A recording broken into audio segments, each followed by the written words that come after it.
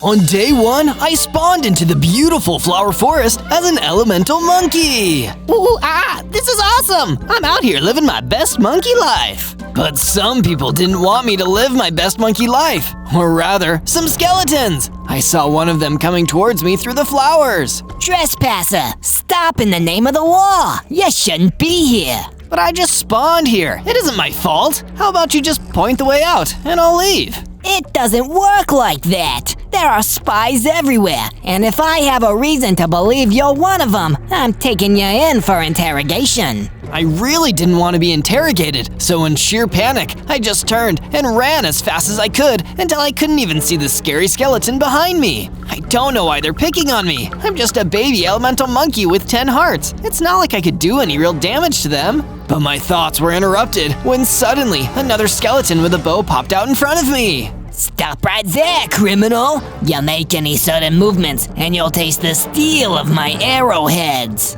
Okay, what do you want me to do? I'll follow your commands if you don't hurt me. Come with me then, and no funny stuff. My arrow finger is extremely itchy. And so, I followed the skeleton through the flower forest, worrying about my future. On day 2, the skeleton with the bow led me towards a dark, dreary base in the middle of the flower forest. It didn't look like anything good went on in there. Maybe we can just talk this out, Mr. Skeleton?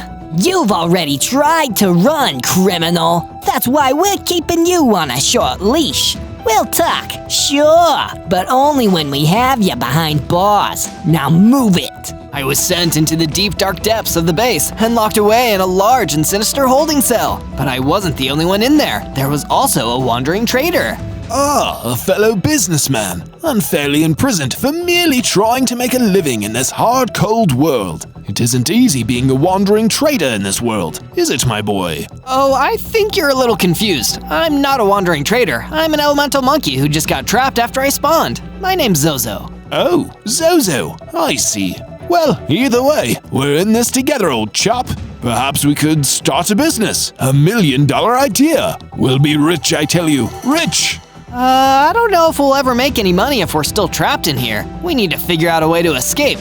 I wonder if I have any elemental monkey powers. I concentrated hard, and suddenly, I fired an ice blast. Okay, this has potential. I blasted ice against the wall until a section of it was frozen, and then smashed through it, freeing myself and the wandering trader. Brilliant work, my friend. I'd go with you, but I need to go speak with my shareholders. May we meet again, Zozo? Good luck with all your, business stuff, trader. I ran off, feeling pretty sick of the flower forest. Hopefully, there are some chiller folks elsewhere.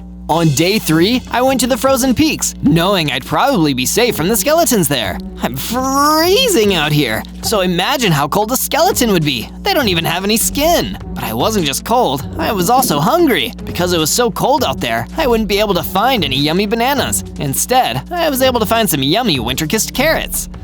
Snow and carrots. Such a classic combination. Who doesn't enjoy eating that? Having had my fill of the carrots, I carried on exploring the frozen peaks, hoping that I could find something that would help warm me up.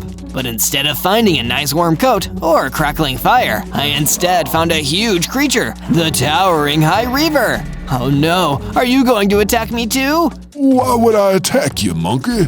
Are you going to attack me? No? Then we have nothing to worry about. I am the mighty High Reaver, and these are my frozen peaks. Oh, that's great. Do you know where I can find somewhere warm? I'm kind of freezing out here. Yes, I believe I could take you somewhere nice and warm, but you'll need to do me some favors in exchange. Follow me, Zozo. It was only as I followed him away that I started to wonder if I ever told him my name. From day 4 to day 5, the High Reaver took me to his base up in the frozen peaks, which was warmed by a huge roaring fireplace. My apologies for the mess. If I knew I'd be entertaining guests, I would have cleaned up a little. Please, no need to apologize. This place is amazing. How did you build something like this? It's huge. It wasn't always me. Once I had workers, so many of them, and they loved working for me. I kept them all warm and happy and safe in here, until one day... One day? What happened? Well, some terrible, terrible people banded together and attacked my base. All my workers were either destroyed or chased away, and I was left all alone. Oh no, that's horrible. And that's not even the worst part. The ones who did this are still out there, walking free after they destroyed my life. I can't let something like that stand. I'll help you get revenge on all the people who did this to you, High Reaver. That's very kind of you, Zozo. In exchange, I will bestow upon you power and tools. Suddenly, the High Reaver transferred some of his power to me. It was amazing. I got bigger, stronger. I now had 20 hearts in total, and a new power, the Claw Attack. After that, the High Reaver gave me a stone sword and a stone pickaxe. Thank you, High Reaver. I'm gonna go build my base somewhere a little warmer, but then I'll begin my quest for you. I went to the glowing ancient forest, where I felt more confident in my elemental powers, and started mining stone and collecting wood from trees. It didn't take me long to start building a basic base where I could at least sleep at night. After it was done, I stood back and took it all in, finally appreciating that I could have a place of my own.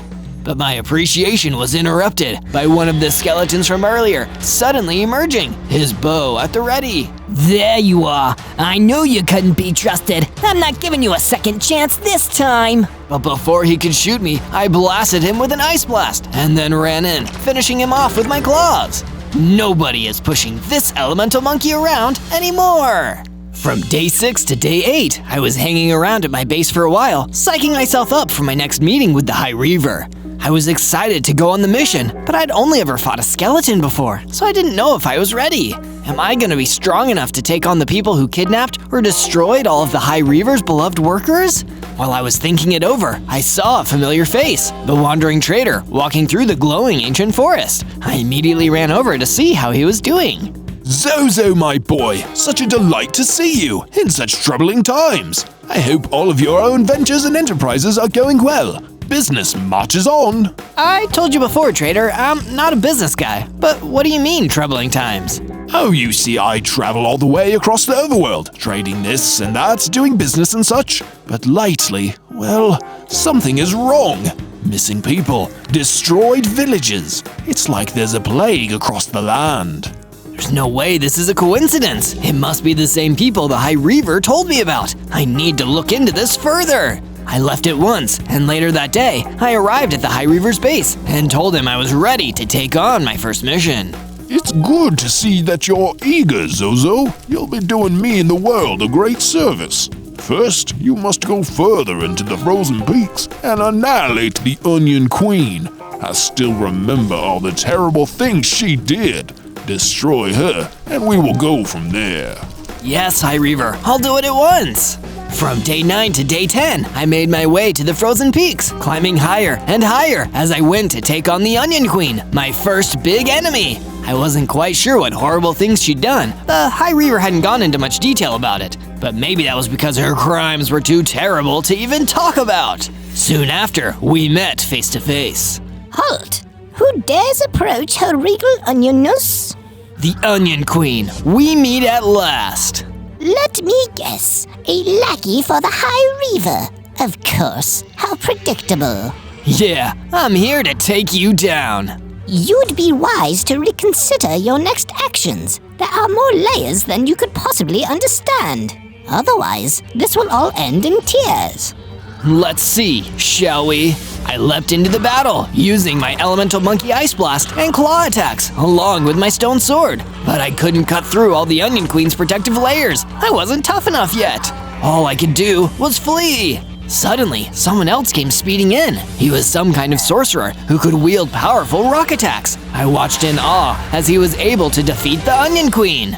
I'm glad I found you, elemental monkey. Hey, I'm Zozo. Who are you? I am the last of the noble geomancers, masters of the elements of Earth. Time is short. We must get you to safety and train you to harness all the elements. Hold on, I'm not so sure about this. I think I should go and speak to the High Reaver first. Your path is your own, Zozo. Seek me out if you find yourself lost. From day 11 to day 12, I made my way back to the High Reaver's base. Things were just getting stranger and stranger. I wasn't sure who to side with. The High Reaver seemed like he was just a guy in need of help. But what had that old geomancer wanted to train me for? You've done well, Zozo. With the Onion Queen no longer stinking up the place, our plans can move forward. I need you to complete another task for me. The High Reaver sent me off to a deep cave nearby to mine for some useful resources that I could craft iron armor with. After all, I might need the added protection on my quest. There wasn't much in the way of enemies down there, but I came across some iron ore and was able to use a furnace to make iron ingots. With these ingots, I made a few iron armor pieces, as well as an iron sword and an iron pickaxe. But then, just as I was leaving the cave and venturing off, I was ambushed by some icy creepers. I tried using my ice blast on them, but quickly realized they could withstand the freezing cold. So instead, I had to resort to using my sword to shatter each of them before heading off to my next objective from the High Reaver. From day 13 to day 15, I traveled to the ancient glowing forest in search of another of the High Reaver's enemies. He'd told me to seek out an Alpha's hyena, but wouldn't really explain why he needed me to take care of it. I assumed, like I had done with the Onion Queen, that this hyena had wronged the High Reaver in some way, perhaps being responsible for him losing all of his workers.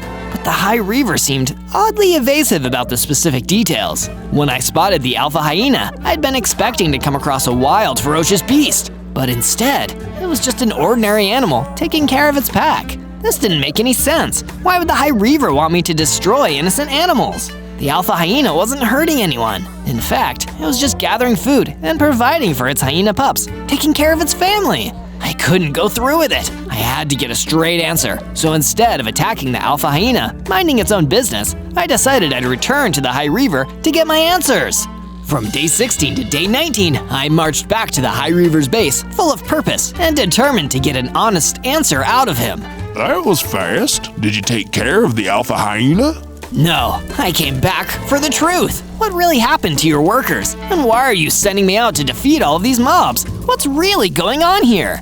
Zozo, I have already told you all you need to know. I suggest you go and cool off somewhere, little elemental monkey. Unsatisfied with that response, I headed back to my base deep within the ancient glowing forest. When I got there, my pal, the wandering trader, was there waiting for me. Oh, thank goodness, Zozo, you're here. I need your help. Why? What's going on? It's the High Reaver. He was the one behind the plague across the land. Someone must have angered him. He's attacking a nearby village as we speak. It's just terrible for business. The High Reaver had really been evil this whole time. He tricked me into doing his dirty work. Full of rage, I rushed to try and stop him, and sure enough, came across him ransacking some of the ancient glowing forest. We could have worked together, Zozo. I would have trained you. A powerful elemental monkey with control over all the natural elements could have been perfect for reshaping the land in my image.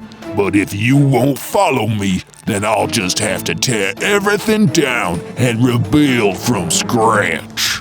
I leapt in to try and fight the High Reaver, but he was much stronger than I could have anticipated. In my anger, I lost my concentration. He hit me with a powerful energy blast that sent me flying, and I hit my head so hard that I fell unconscious. From day 20 to day 22, I finally came back around. By the time I woke up, the High Reaver was gone, and the area within the ancient glowing forest had been destroyed.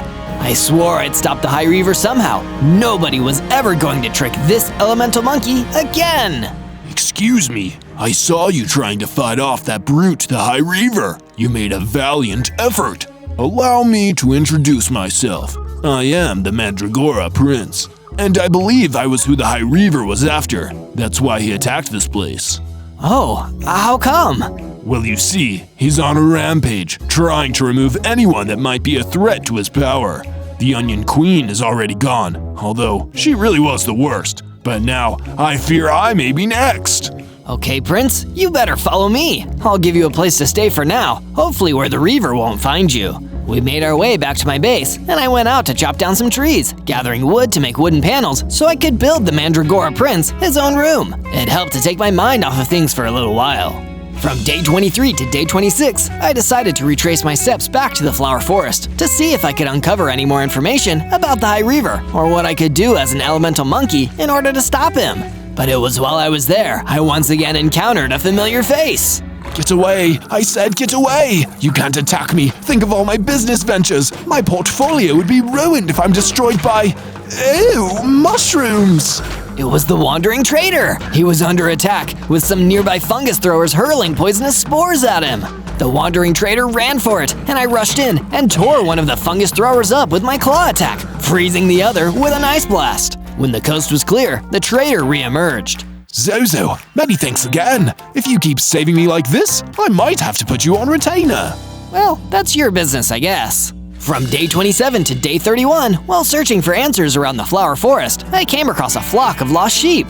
They looked to me like they'd previously been looked after and cared for, but were now wandering the wild. Of course, they must have lived at one of the villages that the High Reaver destroyed. So I decided I would adopt them and bring them back to my base. I headed back home with the sheep in tow and got to work building a pen for them. I crafted some wooden fencing and arranged it so there'd be plenty of space for the sheep to roam about. They'd be much safer than roaming about unprotected in the wild. Then, the Mandragora Prince approached. Zozo, while you've been gone, I've been working on a game room for us. Just a little token of my appreciation for you letting me stay here. Wow, your princeliness. This looks great. You don't need to thank me though. I'm happy to help. Anything that'll make it easier to take down the High Reaver. Speaking of the High Reaver, he was making upgrades and allies of his own up at his base in the Frozen Peaks. Ah, Vex, my diabolical old friend. You've returned to serve me once again. Yes, High Reaver. What would you ask of me? My plans have to accelerate. I thought I could trick that elemental monkey to my side. But now, we must make sure Zozo never reaches his full potential. From day 32 to day 35, I decided I'd try a new approach, making some more allies of my own. After all, I had already clashed with the High Reaver once in a one-on-one, and it hadn't ended well for me. And before, when I'd been trying to evade the skeletons, I hadn't really listened to their side of things, and the High Reaver had used that to make me think they were the bad guys. That's why I returned to their base in the Flower Forest, but I wasn't given a warm welcome. Hold it right there, it's you again. You're with the High Reaver. We knew you couldn't be trusted. Without warning, the skeletons attacked. I had to take cover using my monkey agility to dodge their arrows. I needed to convince them that I didn't mean any harm. No, wait, I'm not with him. I was tricked, but I came back here to make amends. It must have worked because they stopped firing, but kept their bows trained on me. You better come with us. The shepherd will want to speak with you. They took me to their leader, a wise old shepherd. Say, did you lose some sheep lately? My name is more of a metaphor. These skeletons are my flock. You see, Zozo, we were once the workers for a beastly tyrant. He commanded us to build a kingdom for him, and we had no choice but to obey. But he planned on working us to death, so we turned our backs on him before it was too late. In retaliation, he put a curse on those of us that passed, so that their bones may never rest. He really is the worst, but I intend to stop him. If what you say is true, then I ask you to prove your fealty. Then I will be able to share more with you. From day 36 to day 39, after making a rocky start with the skeletons and the shepherd, I ventured off to mine for some more iron ore. I needed to complete my set of iron armor. It looked like my luck was beginning to turn around because the iron wasn't all I managed to find. Buried deep in the cave were diamonds. Not enough to use just yet, but definitely worth hanging on to. By the time I returned back to the base, there was someone waiting for me that I'd never seen before. He told me that his name was Mason, and he'd been sent as a messenger by the shepherd. He needs your help, Zozo. The time has come to prove your fealty. If you can act fast, then the shepherd and his skeletons will be at your side. Before I left to aid the skeletons, I turned iron ore into iron ingots and forged myself a full set of iron armor. Better to be safe than sorry. From day 40 to day 43, I rushed to the location Mason had given me, deep in the heart of the ancient glowing forest. When I arrived, I finally saw the source of all the commotion. Some skeletons were under attack by Vex, the High Reaver's right-hand henchman. Zozo, we've been trying to fend him off, but we need you. I don't know if I can. This guy looks tough. Please, we're counting on your help. It was me versus Vex, one-on-one. I leapt into the fight and crossed swords with Vex, who seemed to be weirdly happy to see me. There's the troublesome little elemental monkey I've heard so much about. The High Reaver will reward me handsomely when I bring you back to him in pieces. We battled hard. I tried using my elemental powers like the Ice Blast. It had no effect. Vex shrugged it off like it was nothing. Nice try. I don't really feel the cold. I went in for a claw attack, but it barely left a scratch. It was becoming clear I wasn't going to win this fight, and if I was defeated or captured, I had no hope of ever stopping the High Reaver. So I decided to retreat, ashamed at my weakness. From day 44 to day 49, I headed back to my base, feeling a little crushed that I hadn't been able to defeat Vex or help the skeletons. It was made even worse by the fact that now the shepherd probably wouldn't want to help me anymore in my fight against the High Reaver. At least, that's what I thought at first, only to see him waiting for me when I arrived back at my base. I owe you an apology, Zozo. I was wrong to bring you into such an intense battle so early, without all the skills and tools you'd need. But you showed a great deal of restraint out there, and initiative too. A fool would have kept fighting. It takes one wiser to know when it's time to retreat and live to fight another day. Thanks, although retreating won't do much good against the High Reaver. Well, I might have just the thing for that. As a show of goodwill, I will help you construct something that should take care of the High Reaver once and for all. The Destroyer. It is a powerful weapon, once capable of undoing even the High Reaver. But there is one condition. We must work together to build it. Under the shepherd's directions, we made a start, making what we needed to create the Destroyer. It was going to be a special build, and the shepherd didn't have all the directions on hand. So after we had done all we could to get started, he pointed me in the right direction to learn more about how to complete the weapon. From day 50 to day 53, I left for the precarious frozen peaks, making sure I was careful to avoid the High Reaver's territory. If I got too close, no doubt he'd launch another attack on me. I was searching the dangerous peaks for a hidden cave. The shepherd said there was a secluded shrine somewhere up there, which contained a book that could tell me more about the Destroyer. After a whole lot of searching, I found what I was looking for. The book was old and dusty, but it told me everything I needed to know. Long ago, a group of mystics had divided the land into different regions, and each of them had taken control of an individual region. However, they learned that one among them was building an empire on the backs of workers, and he was planning to take control of the entire overworld. He was none other than the High Reaver. When the other mystics learned about this, they crafted a magical weapon called the Destroyer. However, it backfired. They were able to weaken the High Reaver and halt his progress, but in doing so, they destroyed their primary weapon against him. But what I was still wondering was, where did I fit into all of this? What was so important about me being an elemental monkey? Those questions would have to wait. I was getting uneasy being in the frozen peaks for too long, so I made my way back to my base. From day 54 to day 57, I was on my way back to my base when I crossed paths with the last person I wanted to see, Vex! He was on his way back to the High Reaver's base after the fight with all the skeletons, and he instantly leapt at me to attack. Well, well, well. What do we have here? Come to turn yourself in, little monkey? You're making my job too easy. All I have to do is beat you and walk a few more feet to the High Reaver's stronghold to collect my kudos. Back off, Vex. I'm not in the mood for you. We crossed swords once again, and I knew that the horrible henchman was trying to irk me and get under my skin.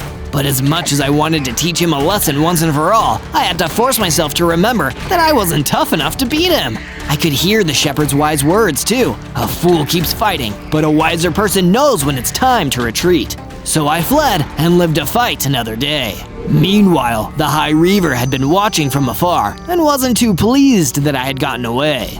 Vex, you buffoon! We need that elemental monkey gone for good. Only his energy can power the Destroyer. He has the potential to harness all the elements, and that makes him the perfect one to wield such a powerful weapon. Do better! From day 58 to day 62, I was finally able to make it home safely and was greeted warmly by the Mandragora Prince back at my base. I've really been taking to working on these improvements, Zozo. Come have a look. We have plenty of storage space now if you need a place to stash your weapons and armor. Sure enough, the prince had whipped up an impressive armory for me, which reminded me my iron armor and iron sword were looking pretty worse for wear. But I still had those diamonds on me, so I headed back to the caves to do some more mining and search for more. After a while spent looking, I hit the motherlode. There were tons of diamonds glimmering in the cave walls, and I quickly pickled them free. Bringing them back to my base, I crafted a shiny new diamond chestplate along with a matching sword and pickaxe. These would be perfect for some added defense as well as extra damage while I was fighting, and the pick would make mining a breeze. From day 63 to day 66, the Mandragora Prince suggested I should try searching for the leftover pieces of the original Destroyer to save building it from scratch. I know exactly the place you could start looking, and with your diamond pickaxe, you should be able to get there with ease. Following his directions took me to the magma waste, a deadly area filled with dangerous pools of lava. I had to watch my step and make sure I didn't slip and fall to my doom. I couldn't use my ice blast to freeze a safe path. The magma was too hot. But lucky for me, my elemental monkey agility did the trick. With enough searching, I came across an old stone structure that looked like it had been there for a long time. It was too thick for even my diamond pickaxe to get through, but there was a small slot that looked like it had been made for a key. That was a nuisance. I'd have to either finish the destroyer using the book, or come back if I ever found the right key. From day 67 to day 70, the shepherd returned to my base, and I was expecting we'd soon be getting back to work on building the destroyer. But it turned out there was trouble afoot, and the shepherd needed my help to resolve it. I followed the shepherd to where the trouble was occurring, a clearing within the ancient glowing forest where a mighty hellhound was waiting. I'd never seen a beast like it. What could I possibly do against that? Try to connect with it, Zozo. You are the elemental monkey. You are more attuned with nature than the rest of us. Use that to speak to this creature. So I left the shepherd to do just that. Nice, hellhound. Maybe stop attacking skeletons? I get you're probably after a bone, right? Well then, heal, boy.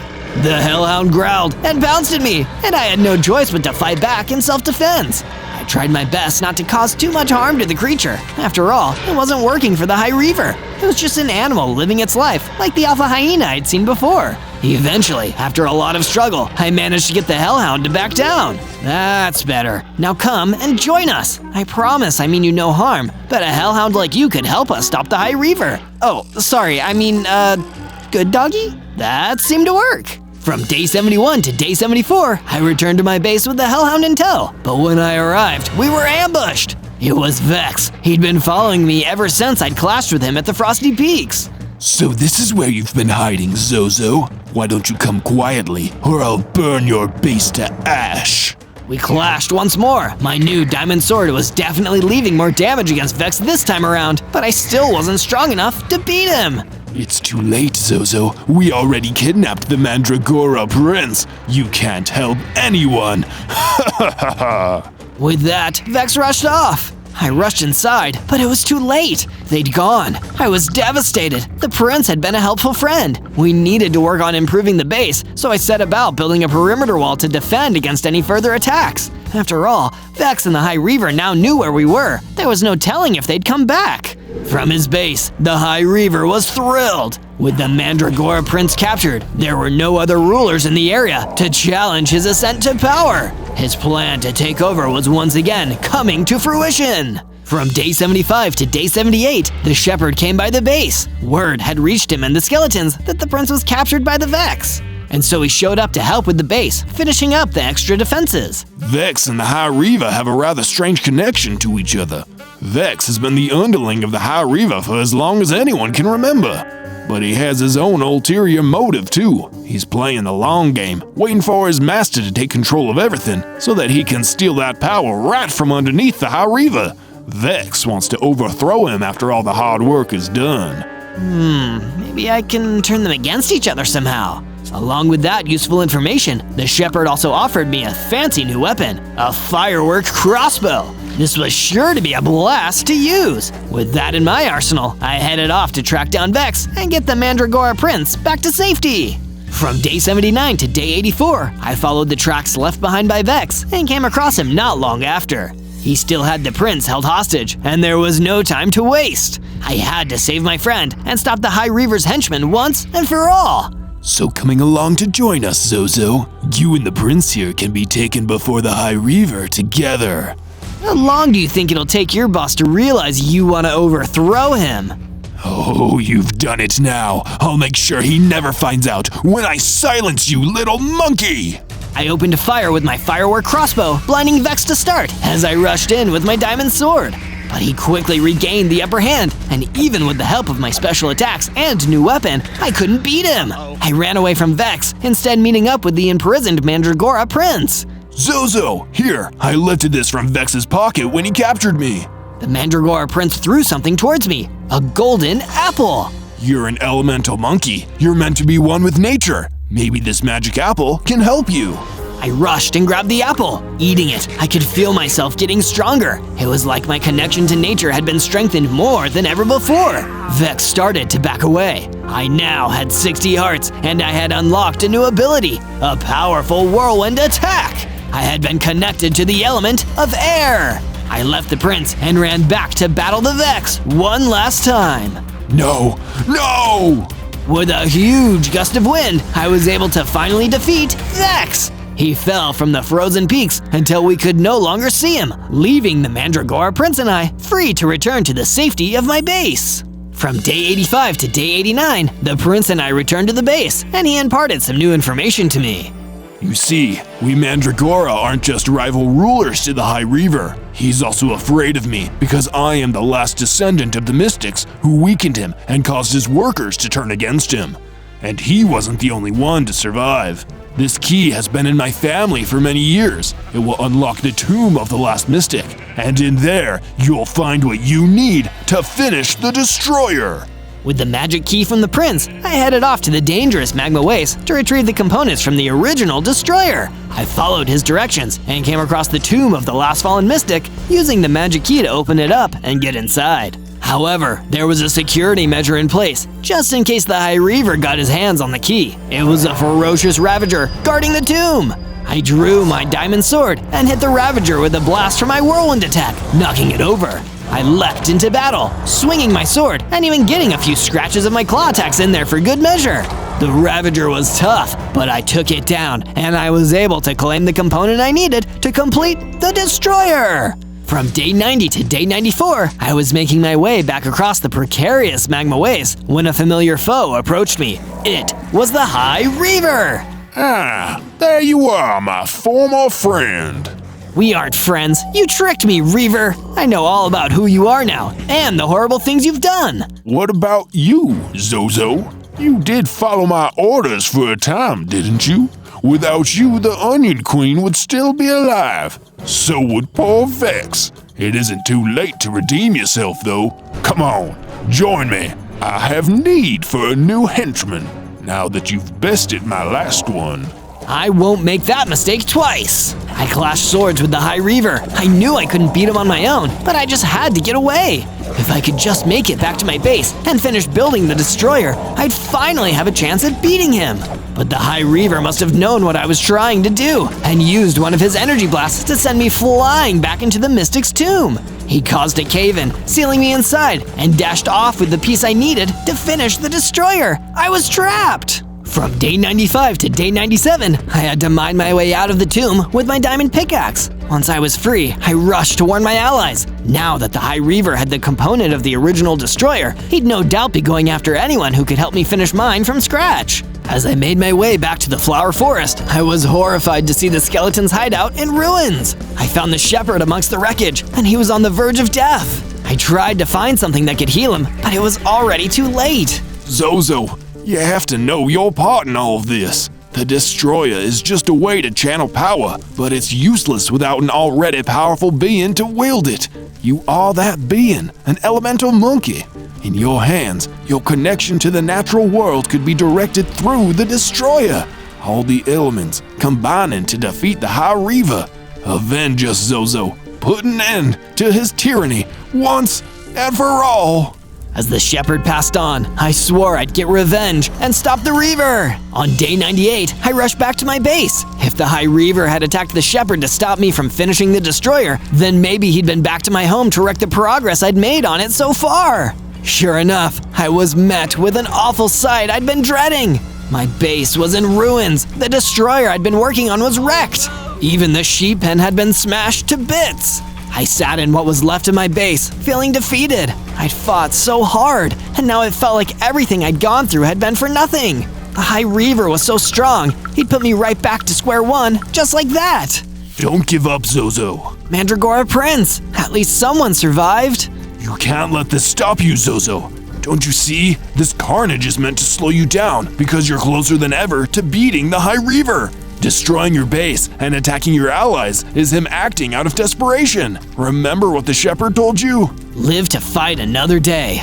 And I'm still alive, which means I can still stop him. Exactly, and he's made one mistake. He's made it even easier for you to stop him. Because he has the piece of the destroyer. With my elemental power, it can still be used to stop him. On day 99, I made my way back to the frozen peaks, this time intentionally going to the High Reaver's stronghold. He had no army serving under him. He was just one crazed monster trying to scrabble up power. All I needed to do was get that piece of the destroyer back. Ah, Zozo, I expect you're not too happy with me. Yeah, but you're gonna be even less happy when you see what I've got planned. What? You think you can beat me? You've lost every battle we've ever had. You'd be a fool to keep fighting. But a wiser person knows when it's time to retreat. We clashed once more, but this time, I wasn't trying to beat the High Reaver one-on-one. I knew I couldn't. Instead, my focus was on one thing, getting back the piece of the destroyer he'd stolen. He was too focused on trying to defeat me that the High Reaver didn't realize what my plan was, until it was too late. I grabbed the component and rushed away, making it back to my base as fast as I could before he could catch up to me. But he wouldn't have to wait too long for me to come back. At my base, with the Mandragora Prince's help, we used the ancient book I'd found and the knowledge he had from his mystic ancestors to focus all of my elemental power into the broken piece of the destroyer. It wasn't going to work the way it was intended, but we had a different plan. Boom! On day 100, our plan had worked. I'd fused with the destroyer and absorbed its power. Now my connection to nature as an elemental monkey was greater than ever. I was so attuned to the elements, I could even restore all the damage done to my base. This would finally allow me to get the upper hand against the High Reaver. Whooshing there with the speed of the wind, I arrived back at the stronghold in the frozen peaks as fast as I'd left. The High Reaver was surprised to see me back so soon, and I used that to my advantage. We fought for the last time. I had all the powers and skills I had learned along the way at my disposal. I used my mighty whirlwind attack to knock the Reaver off his feet, then swiped at him with my diamond sword and my claws. Whenever he'd attack me, I'd move out of the way with that smooth fluidity of water, then turn hard as ice when I needed to return the blows to him. You combined with the destroyer? No, this is not how this is supposed to go. It was a long, hard fight, but by remembering all the lessons I'd learned, I was finally able to land a final strike on the evil High Reaver! No! With one more hit, he fell from his stronghold at the top of the frosty peaks and plummeted to the ice below. I had done it! I defeated the High Reaver and stopped his plans to rule the Overworld. On day 1, I spawned as a little baby monkey in a banana tree, but I only have 3 hearts! As a monkey, I can climb trees. This is awesome! But where are all my monkey friends? I was all alone when suddenly an ocelot started stealing all the bananas from my tree. Ouch, what did I do to you? I didn't have any weapons to fight, so I quickly jumped down from the tree and ran away. Whew, that was a close one. This water will be a peaceful place to catch my breath. Just when I thought I was safe, I ran into a crocodile. Ah, oh no! He wanted to eat me, but I couldn't fight him either, so I climbed up the tree to get away. After reaching the top, I broke the leaves and took a look around. This looks like a good place to hide for the night. I finally felt safe, but I couldn't help but wonder, why was I the only monkey at the tree? As I watched the sunset, I thought about how beautiful but dangerous this world is. How could a little monkey like me ever make a difference? I just need to find some friends and lay low, but I'll focus on that later and get some rest. On day 2, I returned to the banana tree and the ocelot was gone. I'm hungry. I need some of these bananas. I decided to grab as many as I could to take with me on my journey ahead. I didn't see any other monkeys around, so I spent the day gathering wood and stone to make myself some stone tools. While I was doing that, I stumbled across a village of other monkeys. Wow, this place looks great. I'll have to ask someone if they've seen my tribe. I made my way to the top of the hill and saw a wise old monkey looking out at the village. Hey, have you seen any other monkeys like me around? My new friend explained to me that the banana trees in the area were slowly disappearing, and the monkeys were too. I couldn't believe it, so I grabbed any supplies I could around the village and then left to search for my tribe. By day 3, I had found a nice little forest to call my new home. This will work great. I climbed up the tallest tree and started working on a treehouse for myself. It was hard work, but I'm not afraid of a little hard work. I took a break from building to work on my food source. I planted some banana trees, which grew really fast. Wow, that is one good-looking banana tree. Let's see what these bananas are like. I picked the bananas off the tree and saw they were special golden bananas. I couldn't wait to take a bite. Wow, these are so good. Suddenly I grew into an adult monkey with 5 hearts. All right, 2 more hearts. I feel stronger and have a jump boost. I can run faster too. With my new abilities, I finished my treehouse in no time. It's not much, but it's a place to call home. That night I started hearing horrible noises outside my treehouse. When I took a look, my house was surrounded by spiders. Oh great, I totally forgot to put torches at the bottom of my base. I hope I can fight these guys off. Good thing I just made myself a sword. Get back, you creepy crawlers! I won't let you get me! It was a tough fight, but I was able to clear them all out. Maybe I'm tougher than I thought. Or maybe it was just my new sword. Yeah, probably that. With the spiders gone, I could finally get some much-needed sleep. On days 4 and 5, I set off to try and find my monkey family, but I ran into the ocelot I saw before. Hey, what are you doing here? He demanded that I give him my bananas so he could give them to his boss. No way I'm not giving you my bananas. Who is your boss and why does he want them? He told me his boss, Buff Tiger, didn't answer to anyone, especially not little monkeys like me. Before I could respond, he attacked me. Ouch! I'm not letting you pick on me this time. That ocelot was way stronger than I thought and hit me really hard. Luckily, I could climb trees and jump really high, so I could easily get out of the way and hit him back. It took everything I had, but I was able to wear him down and take him out. That was exhausting, but at least I know who I'm up against. But I still had so many questions. Why do they want bananas? And who is this Buff Tiger guy? What kind of name is that anyway? I was able to beat the ocelot, but there was clearly a bigger fight ahead, so I headed back home to prepare for the battle to come. On days 6 to 8, I found a cave to do some mining. If I was going to get to the bottom of this, I needed the gear to do it. Whoa, this cave is huge! I bet I'll be able to find all kinds of resources in here. While I was down there, I found flint, coal, and iron. When I got home, I crafted some furnaces, smelted the iron, and crafted an iron axe, pickaxe, sword, as well as some iron boots. It's just a little bit of protection, but these boots are better than nothing. By then, night had fallen and I could hear noises coming from outside the base. Hello? Who's there? I broke a hole in my fencing and took a peek over the edge. It was a bunch of zombies. Oh shoot, I forgot to put out torches again. Hey guys, we don't have to fight. Why don't you just leave me alone? Alright, suit yourself. They didn't seem too happy with me being there. Eat iron, flesh face. They left me with no choice, so I fought back with my new sword and won. That felt like a much easier fight with my new equipment. I was feeling better already, but definitely needed some rest, so I hopped into bed for the night. On days 9 and 10, I woke up hungry. I had some more bananas to eat, but I needed to find something more filling than that. I decided to make a boat and use it to explore along the river. When I was exploring, I saw another village in the distance. I'm sure the monkeys there can help me find something good to eat, but as I entered the village, it was empty. Where is everyone? Something seems off. The place was deserted, so I helped myself to some wheat and watermelons to take back home. As I was rowing back home, I saw something moving in the trees. Those must be the missing monkeys from the village. But who's that? On a lower tree, I saw a tiger. Could that be the Buff Tiger I'd been hearing so much about? He didn't look so buff to me. It looked like he was trapping those monkeys. I had to save them. I quickly climbed up a nearby tree and called out to him. Hey, what do you think you're doing with those monkeys? I'm taking these monkeys captive so they can build things for me. It's incredibly difficult when you don't have thumbs. I don't care how many thumbs you have. It isn't right. I didn't have a second to lose. I quickly jumped up the other trees to try and get to the trapped monkeys. Buff Tiger saw what I was doing and started moving towards them too. I had to beat him to the top. When I reached the top, I hurried and made a bridge for the monkeys to escape. Quick everyone, run across and we can get out of here. Buff Tiger let out a roar, which seemed to freeze all of them except for one, who hurried and ran across the bridge to my tree. Watch out! Buff Tiger jumped across the tree and broke the end of the bridge, blocking the rest of the monkeys off. I couldn't believe it. I was getting ready to try and jump across when the other monkey called out to me. Don't attack him. He's stronger than he looks. We'll have to try and rescue them later. All I could do was watch as he led them all away. Come on, let's hurry and get out of here. My new friend and I hurried out of the tree and jumped into a boat. Once we had reached the shore, she explained to me how Buff Tiger had kidnapped them from the nearby village. We decided we would team up and stop him. By the way, what's your name? My friends call me Chim Chim. Nice to meet you, Chim Chim. Now let's go kick some tiger tail. On days 11 through 14, Chim Chim and I arrived at the base and got right to work, building a space for her to live in. We extended the base over to the nearby tree and put up some torches. Hey, this is looking really great. It's going to be nice having a roommate around. With Chim Chim set up, I headed out to find some more supplies for the fight ahead.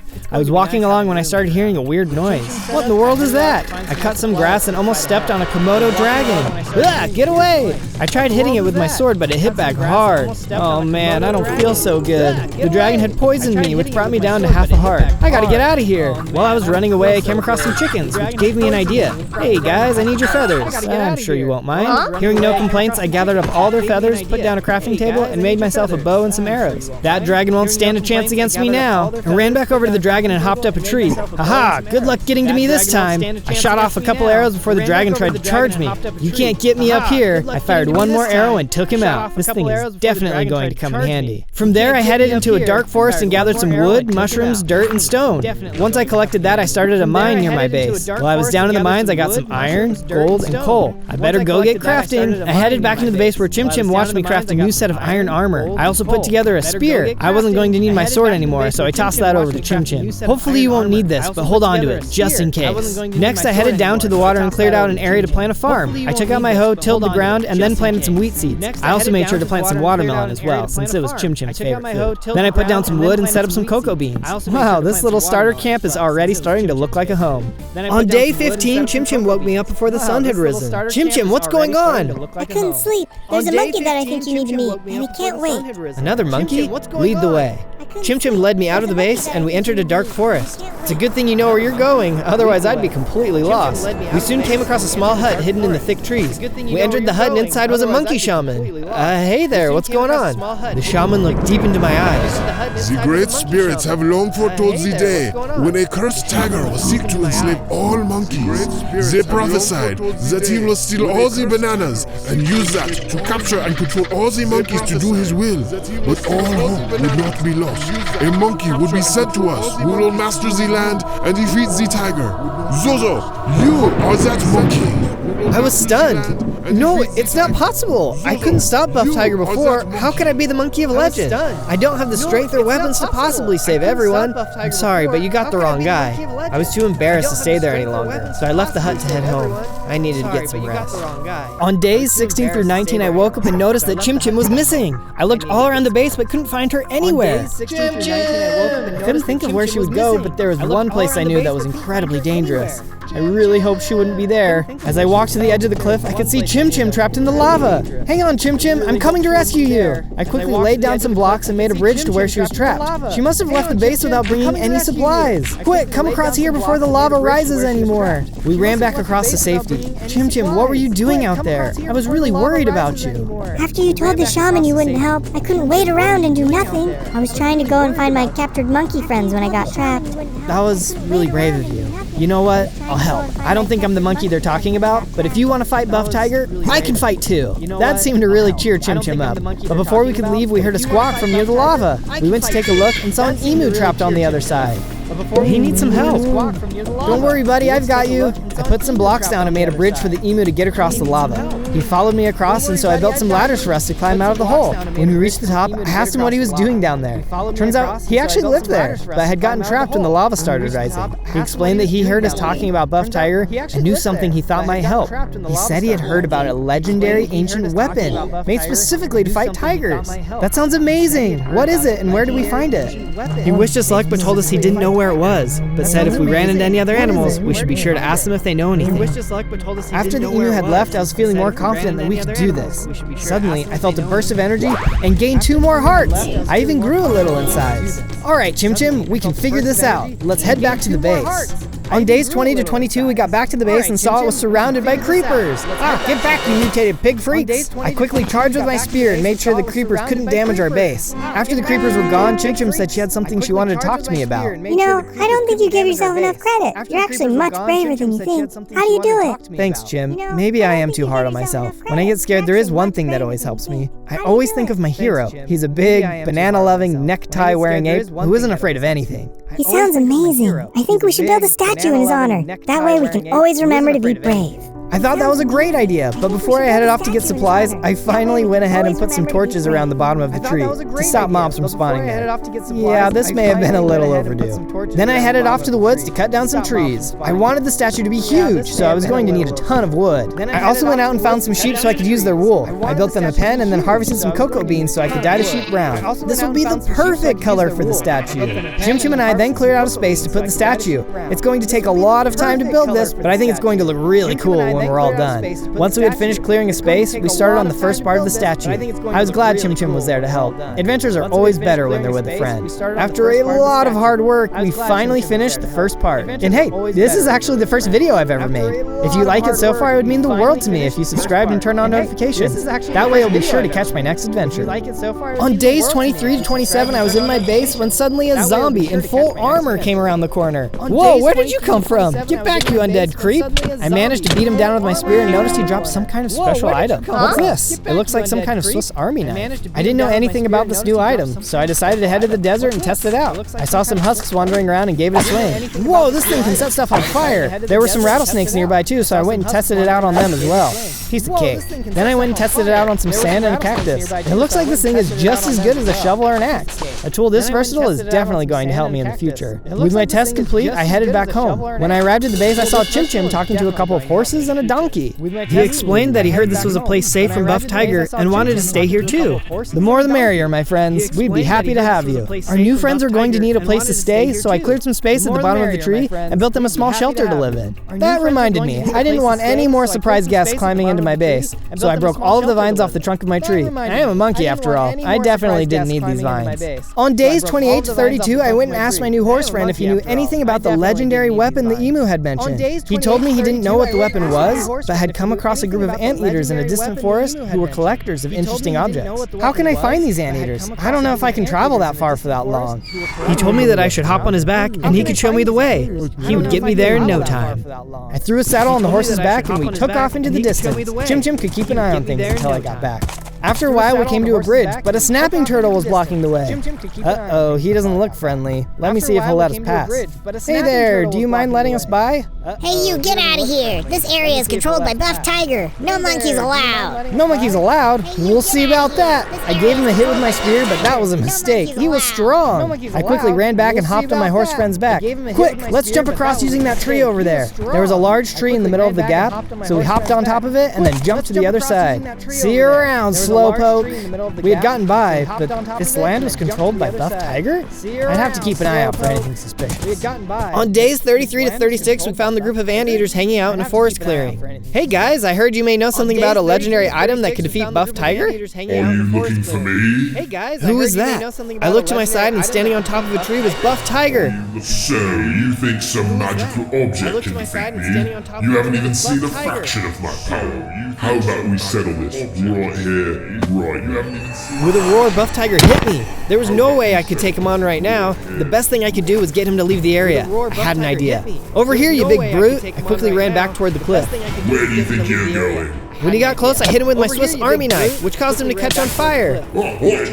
On fire, he had no choice but to jump into the river, which carried him away. This isn't over. I will find you. With Buff Tiger gone, I hurried back to the clearing and saw the anteater leader waiting for me. We knew Buff Tiger was hunting monkeys, but it seems like he is attacking anyone who opposes him. I'm sorry to hear it. Buff Tiger will be back though, and it's not safe here anymore.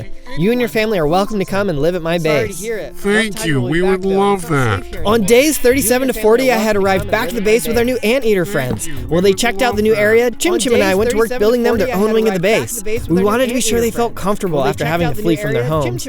We soon finished and the anteaters moved into their new space. Once they were moved in, I talked to their leader and asked him if he knew anything about the legendary item. I have heard of this item before, yes. I don't know what powers it possesses, but I know it can be found in the northern ice fields. The seals there should know more about it. The ice fields, huh? Sounds cold for a monkey. I'll have to make sure I prepare myself for that journey. But before I could do that, Chim Chim and I got to work on the next part of the statue. Things were really starting to come along and I felt like maybe if I could finish the statue before I faced Buff Tiger, I could have the courage and bravery of my hero. But while we got a lot done, finishing it was a task for another day. From days 41 to 43, I headed to the mines to do some mining. I was hoping to find some diamonds to upgrade my gear. While I was headed there, one of the anteaters came running up to me from a nearby cave. Hey, are you looking for diamonds? I am actually. Do you know where to find them? He explained that there were diamonds in the cave he had just come out of, but there was a cave centipede blocking the way. If I could kill the centipede, he'd let me have all the diamonds. You're scared of a little centipede? I can squish that, no problem. I headed over to the cave and peeked around the corner. The centipede was way bigger than I thought. No wonder the anteater was scared. I saw a stack of blocks I could climb up, so I climbed to the top and took out my bow. I can shoot him from up here where he can't reach me, no problem. I started shooting him with arrows, but he crawled up the wall and hit me. Uh-oh, he can climb walls too. His hits had poisoned me, which brought me down to half a heart. My knife's durability was also running out. If it broke, I was toast. Luckily, I was able to finish him off. Whew, that was way too close. With the centipede out of the way, I now noticed that there was a big stash of diamonds at the end of the tunnel. Awesome! Now I'll finally be able to upgrade my tools to diamond. I quickly mined out all of the diamonds, and then I worked on crafting a diamond pickaxe, sword, axe, and shovel. I also had a few extras, so I made myself a diamond helmet. On days 44 to 49, I left the base to travel to the northern ice fields and find the seals the anteaters had told me about. Oh boy, it's freezing. I hope I can find these guys quickly. I don't know how long I could stay out in this. As I was climbing over some snow, I heard a sound coming from the other side. The seals must be over this hill. I jumped over the hill and was surprised to see a couple of polar bears who immediately started to attack me. I took out my new diamond sword and fought back. I'm much stronger now. You won't be able to take me down. After a few hits, the polar bears were down. Even I was surprised at how quickly I was able to defeat them. Maybe I could be the monkey of legend after all. I kept running across the ice fields when I saw someone getting attacked by a couple polar bears in the distance. As I got closer, I saw it was a huge orangutan fighting them off. By the time I had reached him, he had taken out both of the bears. He was really strong. Hey there, I didn't expect to see another monkey all the way out here. What brings you out this far? The orangutan didn't respond right away, but instead slowly looked me up and down. It's going to get cold soon. We'll need to build a camp for the night. Yeah, okay. The orangutan and I quickly worked together to build an igloo. He didn't say much while we worked, and I was starting to get an uneasy feeling about him. And maybe he was just suspicious of me too. I decided I would try and find out. I started up a fire in the igloo, and he surprised me by asking me a question first. So, what are you doing out here? I'm looking for the seals. I was told by the monkey shaman that I'm the monkey of legend. And there are rumors of a legendary weapon that can help me defeat Buff Tiger. The shaman must have lost it. How could a small monkey like you be the monkey of legend? No. I spoke to the shaman and he told me it was my destiny to save the monkeys. It must be your job to help me find the item. I couldn't believe what I was hearing, but maybe he was right. He was so strong and had taken down 2 polar bears with no weapons at all. I knew the shaman had the wrong monkey. Okay, you're probably right. I'll help you in your quest. I know we need to find the seals, but I don't know where they are. They're living in a secret city not far from here. We'll go there in the morning. We both settled down for the night. I couldn't believe I thought I was the monkey of legend. On days 50 to 53, we traveled across the ice fields and soon saw the entrance to the hidden seal village. But before we could get any closer, we ran into the snapping turtle I had seen near the anteater village. You again? How did you get all the way out here? The turtle didn't respond and attacked us. I charged and noticed the orangutan hesitated before joining the fight. But once he joined, we were able to defeat him easily. Thanks for the help. You had me worried for a second there. He didn't respond to that and we headed into the seal village. We soon found the king of the village and asked for his help. He explained to us that although the city was hidden, they too were afraid of Buff Tiger. When we asked him if he knew of the legendary item, he told us that it wasn't located here. Instead, he had a map to its location, which he shared with us. Thanks for sharing this with us. We'll find the item and save everyone. From days 54 to 57, we traveled back to my base and I saw that Chim Chim had found a lot more monkeys. I'm so glad we're able to help all these monkeys. Chim Chim and I got to work on expanding the base. As we worked, I told Chim Chim about everything that had happened. When I told her how the orangutan was actually the monkey of legend, she didn't believe me. The shaman has never been wrong before. I don't know if I trust that orangutan. I believe in you, Zozo. Keep an eye out for anything suspicious. While we were talking, the anteater I'd saved from the centipede showed up again. Zozo, I need your help again. My little brother was playing in the jungle and got trapped in a jungle temple. Can you rescue him? I didn't have a moment to spare. Jungle temples were full of traps that could hurt a little anteater. I ran into the jungle and soon found the temple. I could hear the little guy trapped inside. Don't worry, I'm coming for you. As I made my way through the temple, I carefully broke the traps and managed to reach him. And just like that, the little anteater was free. All right, buddy, there you go. The little anteater ran out and I decided to check the chest for any good loot. Whoa, check it out, diamonds! And what's this? A diamond destroyer? This will help me break a bunch of blocks at the same time and does major damage. Nice! On days 58 to 62, Chim Chim and I got to work on our hero statue. It was really starting to come along and I was happy with how it looked. Every time we finished more, I couldn't help but feel a little more brave. I guess that mattered a little less with the orangutan around though, but it was good for me anyway. Speaking of the orangutan, I hadn't seen him in a while. What could he be up to? I was heading back to the base when I saw it was surrounded by snow leopards. These are followers of Buff Tiger. How do they find the base? I ran up and started attacking all the leopards. How did you find us? Take this! There were so many of them, but they didn't stand a chance against my new weapon. I started to take them out one by one. I had the last leopard cornered when I heard one of the chests in my base opening. Someone was in my base. I quickly climbed up the tree as the last snow leopard ran away. When I reached the top, I saw the orangutan was stealing the legendary item map from my chest. He must have told Buff Tiger where my base was. Why are you doing this? You were the chosen one. I'm sorry, Zozo, but I lied to you about being the monkey of legend. I needed you to trust me so you could lead me back to your base. Buff Tiger said he would kill my family if I didn't help him find you. I've seen how brave you are. You must be the monkey of legend. You don't have to do this. Stay and help me. We can defeat Buff Tiger if we work together. I can't lose my family. I have to bring this map to Buff Tiger and try to save them. I'm sorry. And before I could stop him, he jumped over the edge of the treehouse and escaped into the woods. Wait a second. If he told them about my base, he must have told them about the hidden seal base too. From days 63 to 66, I ran across the land and into the ice fields to find the seal village, but it was too late. Oh no, the village is in ruins. Buff Tiger must have beaten me here.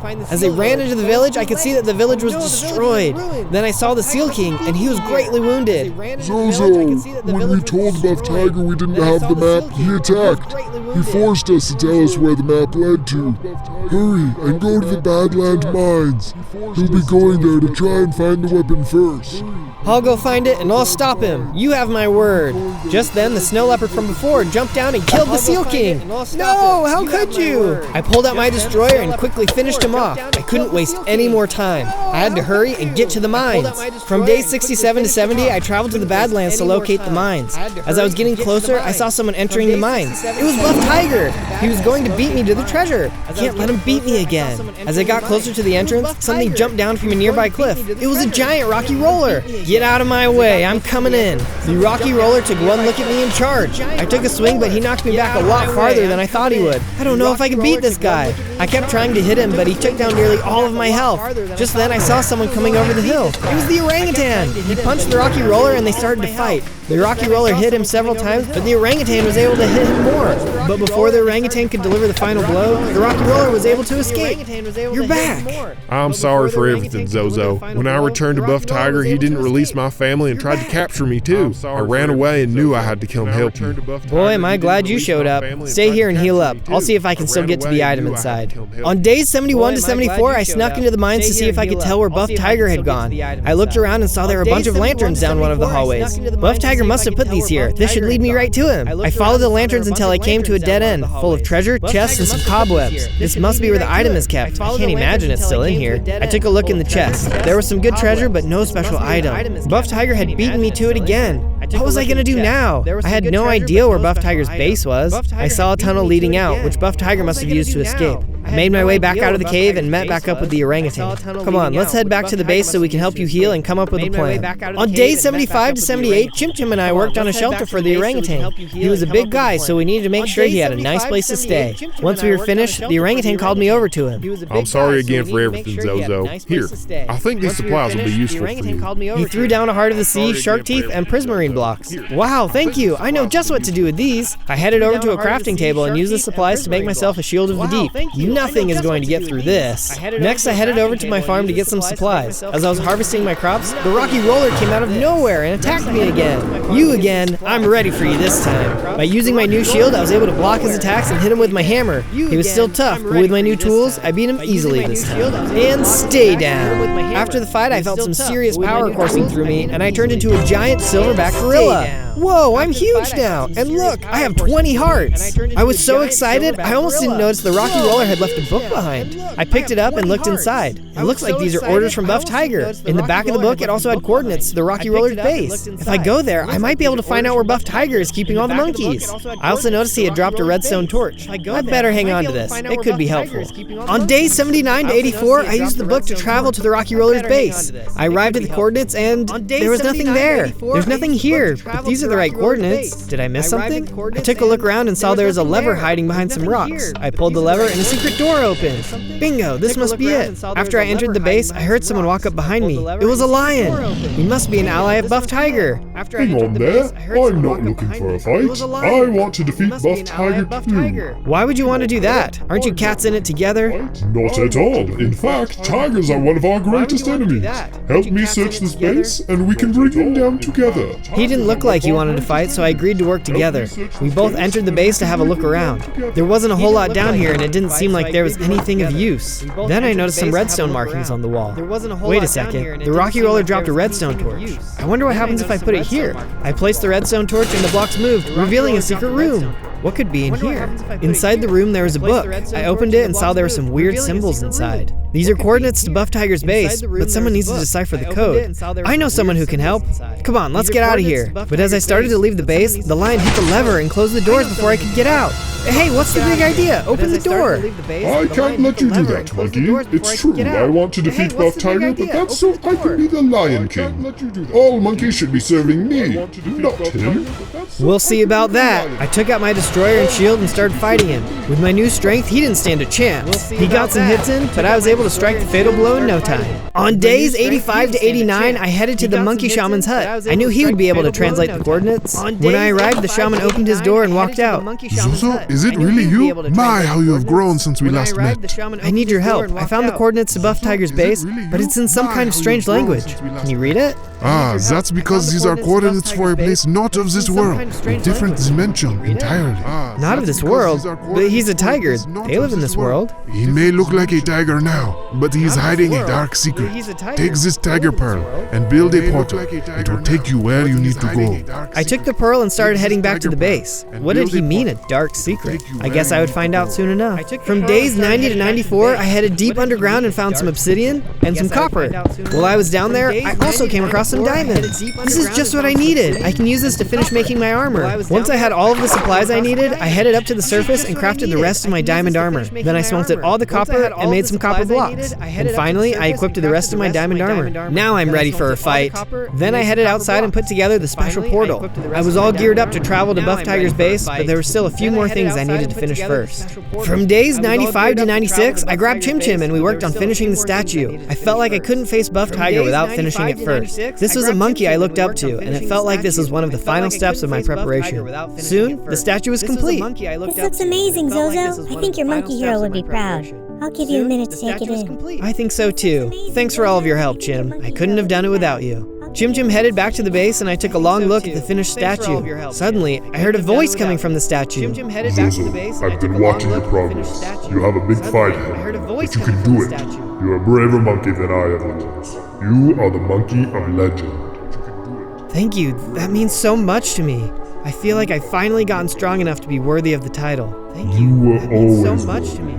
Remember, it's not about how big you are on the outside, but how big you are on the inside. Good luck. Tomorrow, I'm taking the fight to Buff Tiger's front door. On days 97 to 98, I took time to visit with all the animals who had joined our new home. Many of them were scared, but I assured them I would find their friends and families and bring them home. Secretly, though, I was feeling nervous because I still hadn't gotten the legendary weapon. Finally, I was ready to light the portal, but as I walked up to it, Chim Chim jumped down in front of me. What's wrong, Chim? I can't let you go in there alone. I want to help. I know. I wish you could come with me, but if anything happens to me, everyone here is going to need a strong leader to help them move on. We can't risk losing you too. Chim Chim nodded and moved out of the way. Before I go through, is there anything else you need to say? Yes, everyone who is watching the video should like it and subscribe. There are going to be so many more adventures, and we want everyone to be able to follow along. I couldn't have said it better myself, Chim. Well, here goes nothing. I took a deep breath and threw the tiger pearl into the portal. On day 99, I suddenly appeared on the other side of the portal, standing in a dense jungle. I looked out over the treetops and could see a sprawling city before me. I made my way down the trees and into the city streets. Look at all of this. There's no way a tiger built this. He must have built this with all the monkeys he took prisoner. As I wandered through the city, I saw a sign pointing to the prison. That must be where the monkeys are. I made my way there and soon saw the large prison building. I climbed up the wall and ran into a snow leopard on top. I quickly finished him off and then jumped into the prison yard below. I could see all the monkeys in cages. Don't worry, everyone, I'll break you out. I kept fighting the guards until they were all destroyed. Then I quickly started breaking all the cages. Go free, everyone. You need to all leave before Buff Tiger shows up.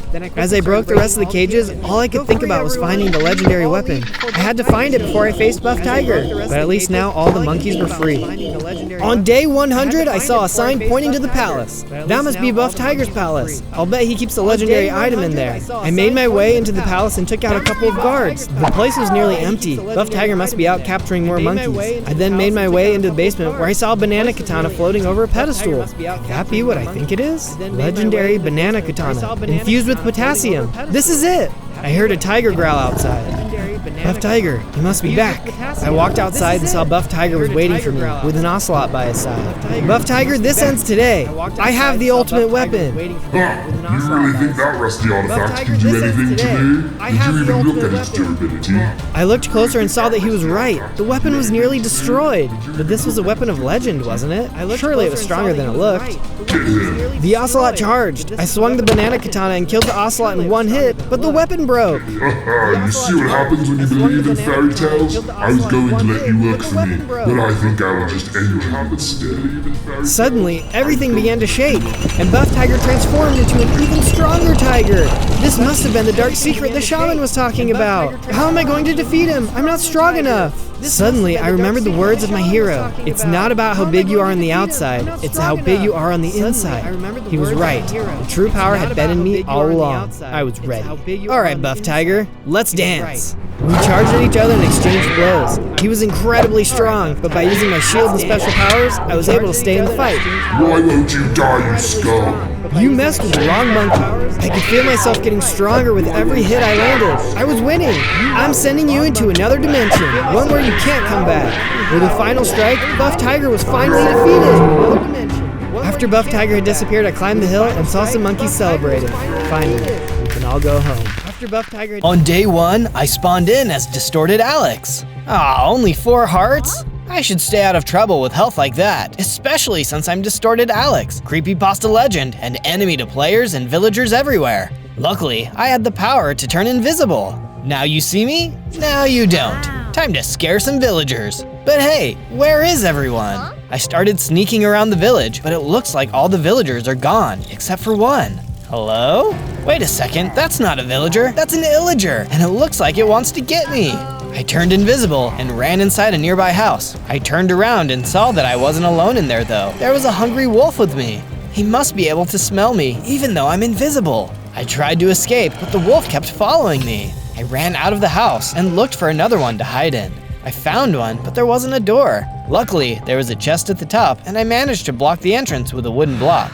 I'm gonna stay inside this house until morning so the illager and the dog won't find me. Maybe I'll be able to find out what happened to the other villagers tomorrow, since what good is it being Distorted Alex if I can't sneak up on people?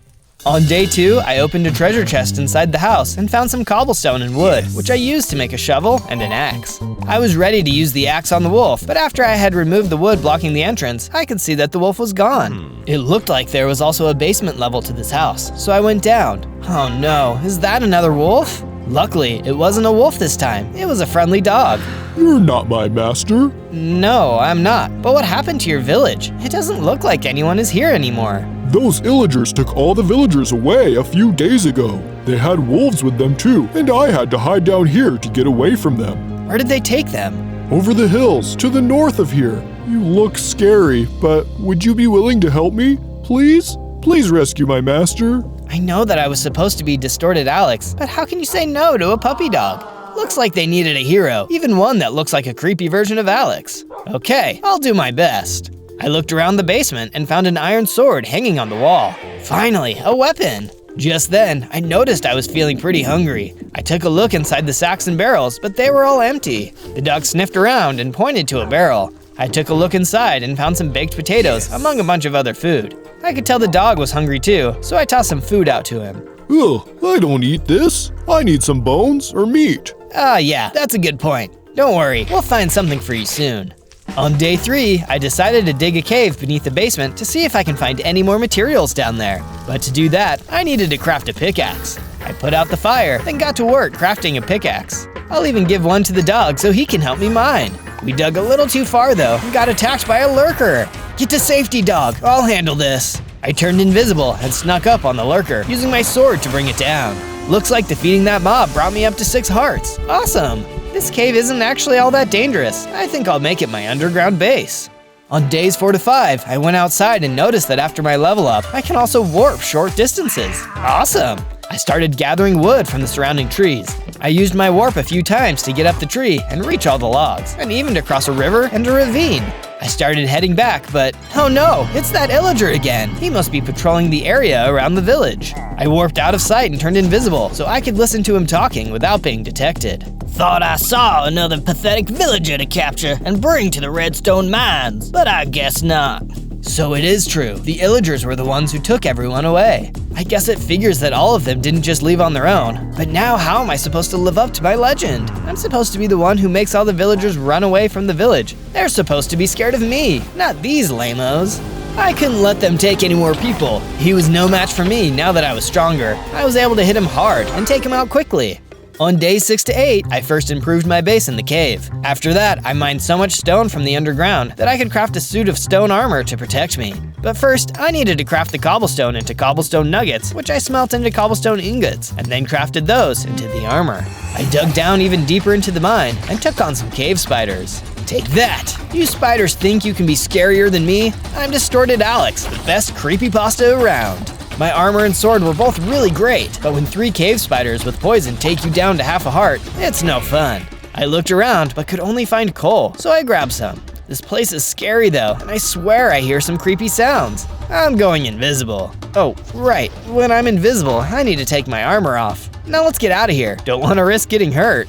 On days 9 to 10, I went to the nearby hills in order to search for those redstone mines that I had heard the illager talking about. All the real villagers, including the dog's human, were probably there right now, and they needed my help. Of course, they don't know that I'm creepypasta yet, but we'll cross that scary bridge over a scary river when we get to it. For now, it was time to find out what I was up against. I showed up to an area where a lot of redstone was being hauled out of a cave in a minecart. This must be the place. There's also this huge green guy with a giant sword. All the redstone will belong to me, the great Crushmore. He was no joke. I better not mess with him. Good thing I could sneak inside the mine with my invisibility. Maybe I'll be able to scare Crushmore later, once I level up more. Just as I suspected, a bunch of villagers were being forced to mine redstone non-stop. I like redstone as much as the next player, but there are limits, man. Haven't you ever heard of the phrase, mind your own business? Whoa, Crushmore even captured a shopkeeper. I decided to reveal myself to the shopkeeper. Hello, Mr. Shopkeeper. My name is Zozo, and I'm looking for the owner of a nice dog. My dog is okay? Thank goodness. He's waiting for you back at the village. Come with me, I can sneak us out of here. I'll only go if you agree to help the rest of the villagers. Crushmore is making us mine every day without any breaks. He needs to be stopped. Deal. What else could I say? We started to sneak out of the cave, but he spotted us. Let's get out of here. On days 11 to 12, I fixed up the house so that the shopkeeper could move back in with his dog. He gave me some health potions and agreed to let me keep expanding the basement as long as I defeated any mobs that came in. I found a troll in the mine, and my iron sword couldn't do anything to it. It just kept healing. I had to drink one of my health potions. What are trolls weak against anyway? Maybe I need something that damages quicker than it can heal. Fire could do the job. I gathered more wood and crafted some torches. Then I noticed I had no armor equipped. The next time I see the troll, I'll be able to light it up. Ha! Sick burn. And I'll make sure to wear some armor this time too. I went back to the troll and used the torch to light him on fire. Looks like fire attacks are super effective. I should stock up on flint and steel as well. That way I can use fire whenever I need to. Distorted Alex can burn down buildings, right? I guess I might as well embrace it. I started to find iron and other metals in the mine, so soon I'd be able to craft steel and upgrade my armor. I crafted an iron chestplate, iron boots, iron shovel, and iron pickaxe, and had to go grab one last piece of iron for the flint and steel. It'd be nice to get a new weapon, too. On days 13 to 15, I was at the base when the shopkeeper decided to tell me what happened when the villagers were taken away. We were always worried about Crushmore. For a long time, he made us give him all the redstone we had, or else. Some of our people didn't want to give up their own redstone, so they became outcasts from us. Those were the Illagers. We never could have imagined that they'd team up with Crushmore and bully us into doing their dirty work. Now everyone is trapped in those redstone mines, and the village will be empty until somebody does something about it. How terrible! Won't you do something, Zozo? I thought about it, and then I gave my answer. The truth is, I'm an outcast myself. I'm not saying what the Illagers did was right, but I totally understand not wanting to give away their materials. You're all scared of Crushmore, and so am I. Sorry, but there's nothing I can do. It felt really weird to admit that I was scared, but I had never seen a boss as strong as Crushmore. He was probably close to 100 times as scary as me, and I was supposed to be the creepypasta character around here. That doesn't seem right. The shopkeeper and his dog were saddened by this, but what I had said was the truth. On days 16 to 19, I left the empty village and left my base behind to go find the materials to make a better weapon in the mountains. Crushmore would come looking for the shopkeeper and his dog eventually, and with all the Illagers he already had on his side, he'd be totally unstoppable. I saw some light at the top of the mountain. That's the way. I climbed up the snowy mountain slopes, but at some point it got too steep. It looked like my only option was to swim up a small waterfall. Oh man, this is freezing. I soon made it to the top, but there were more trolls here. It was time to put that flint and steel to good use. I made several fires, which scared them off. Then I found an ice cave, but it was guarded by more trolls. No worries, I got this. I set part of the cave on fire, and the trolls fled. At the back of the cave, on a stone pedestal, I found a frosted sword with sharpness 3.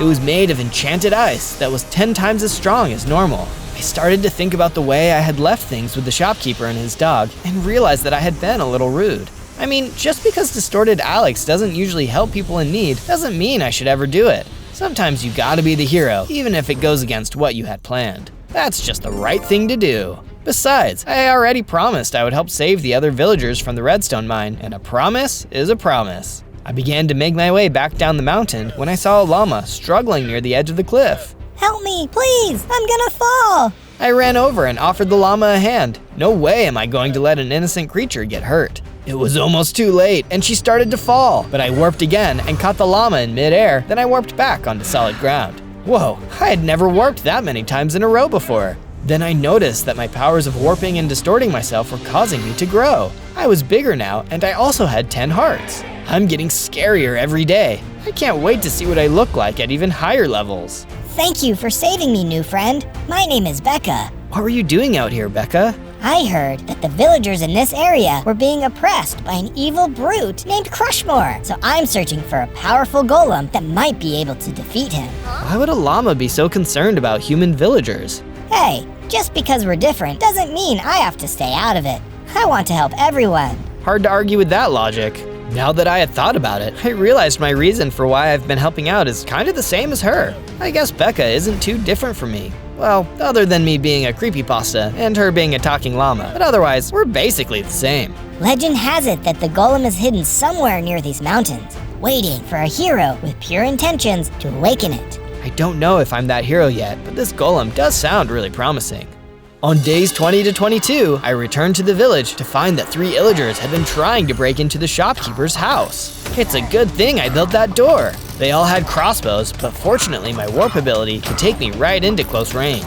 After that, I made short work of them with my ice-frosted sword. I think I'll build a giant statue right in the middle of the village, but for that, I need to get some sheep. That way, the villagers will have something cool to look at once they're all rescued. I also added a base extension to the shopkeeper's house. I needed to give the villagers a reason to stay in the village long enough so that I can really give them all a good scare later on. I started gathering materials, breaking through a wall in the basement mine to find a huge cavern full of dazzling emeralds.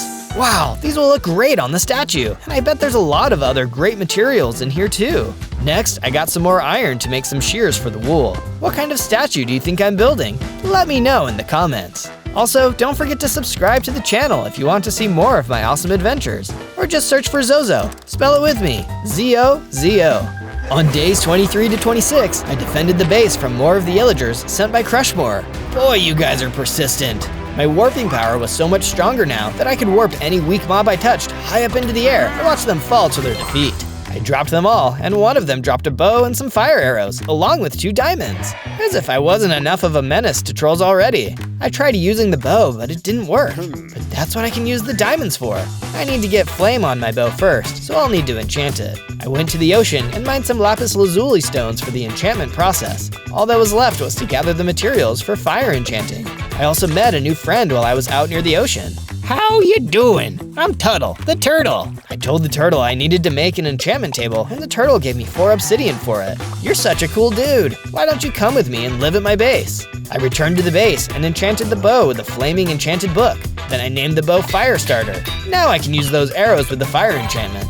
Hopefully I don't run out, otherwise I'll need to craft more and get some fire charges. I created a pond back at the base so that Tuttle could live there. Turtles love the water after all. We also love powerful defenses, Zozo. Make sure your base has got walls on every side and locks on the gates. Thanks, Tuttle, but I'm the one who is supposed to do the narration. On days 27 to 31, I decided that I wanted to explore near the ice cave again. I was out gathering materials in the mountains when I ran into Becca. Hi, Becca.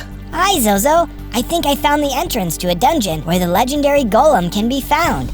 It'll be treacherous, but we should definitely go there. I followed Becca across a slippery mountain path until we came to a giant stone bridge over a valley. On the other side of the bridge was a huge silver door. Now I've heard of knowing how to make an entrance, but this is ridiculous. What was even more ridiculous was that it was guarded by a rock.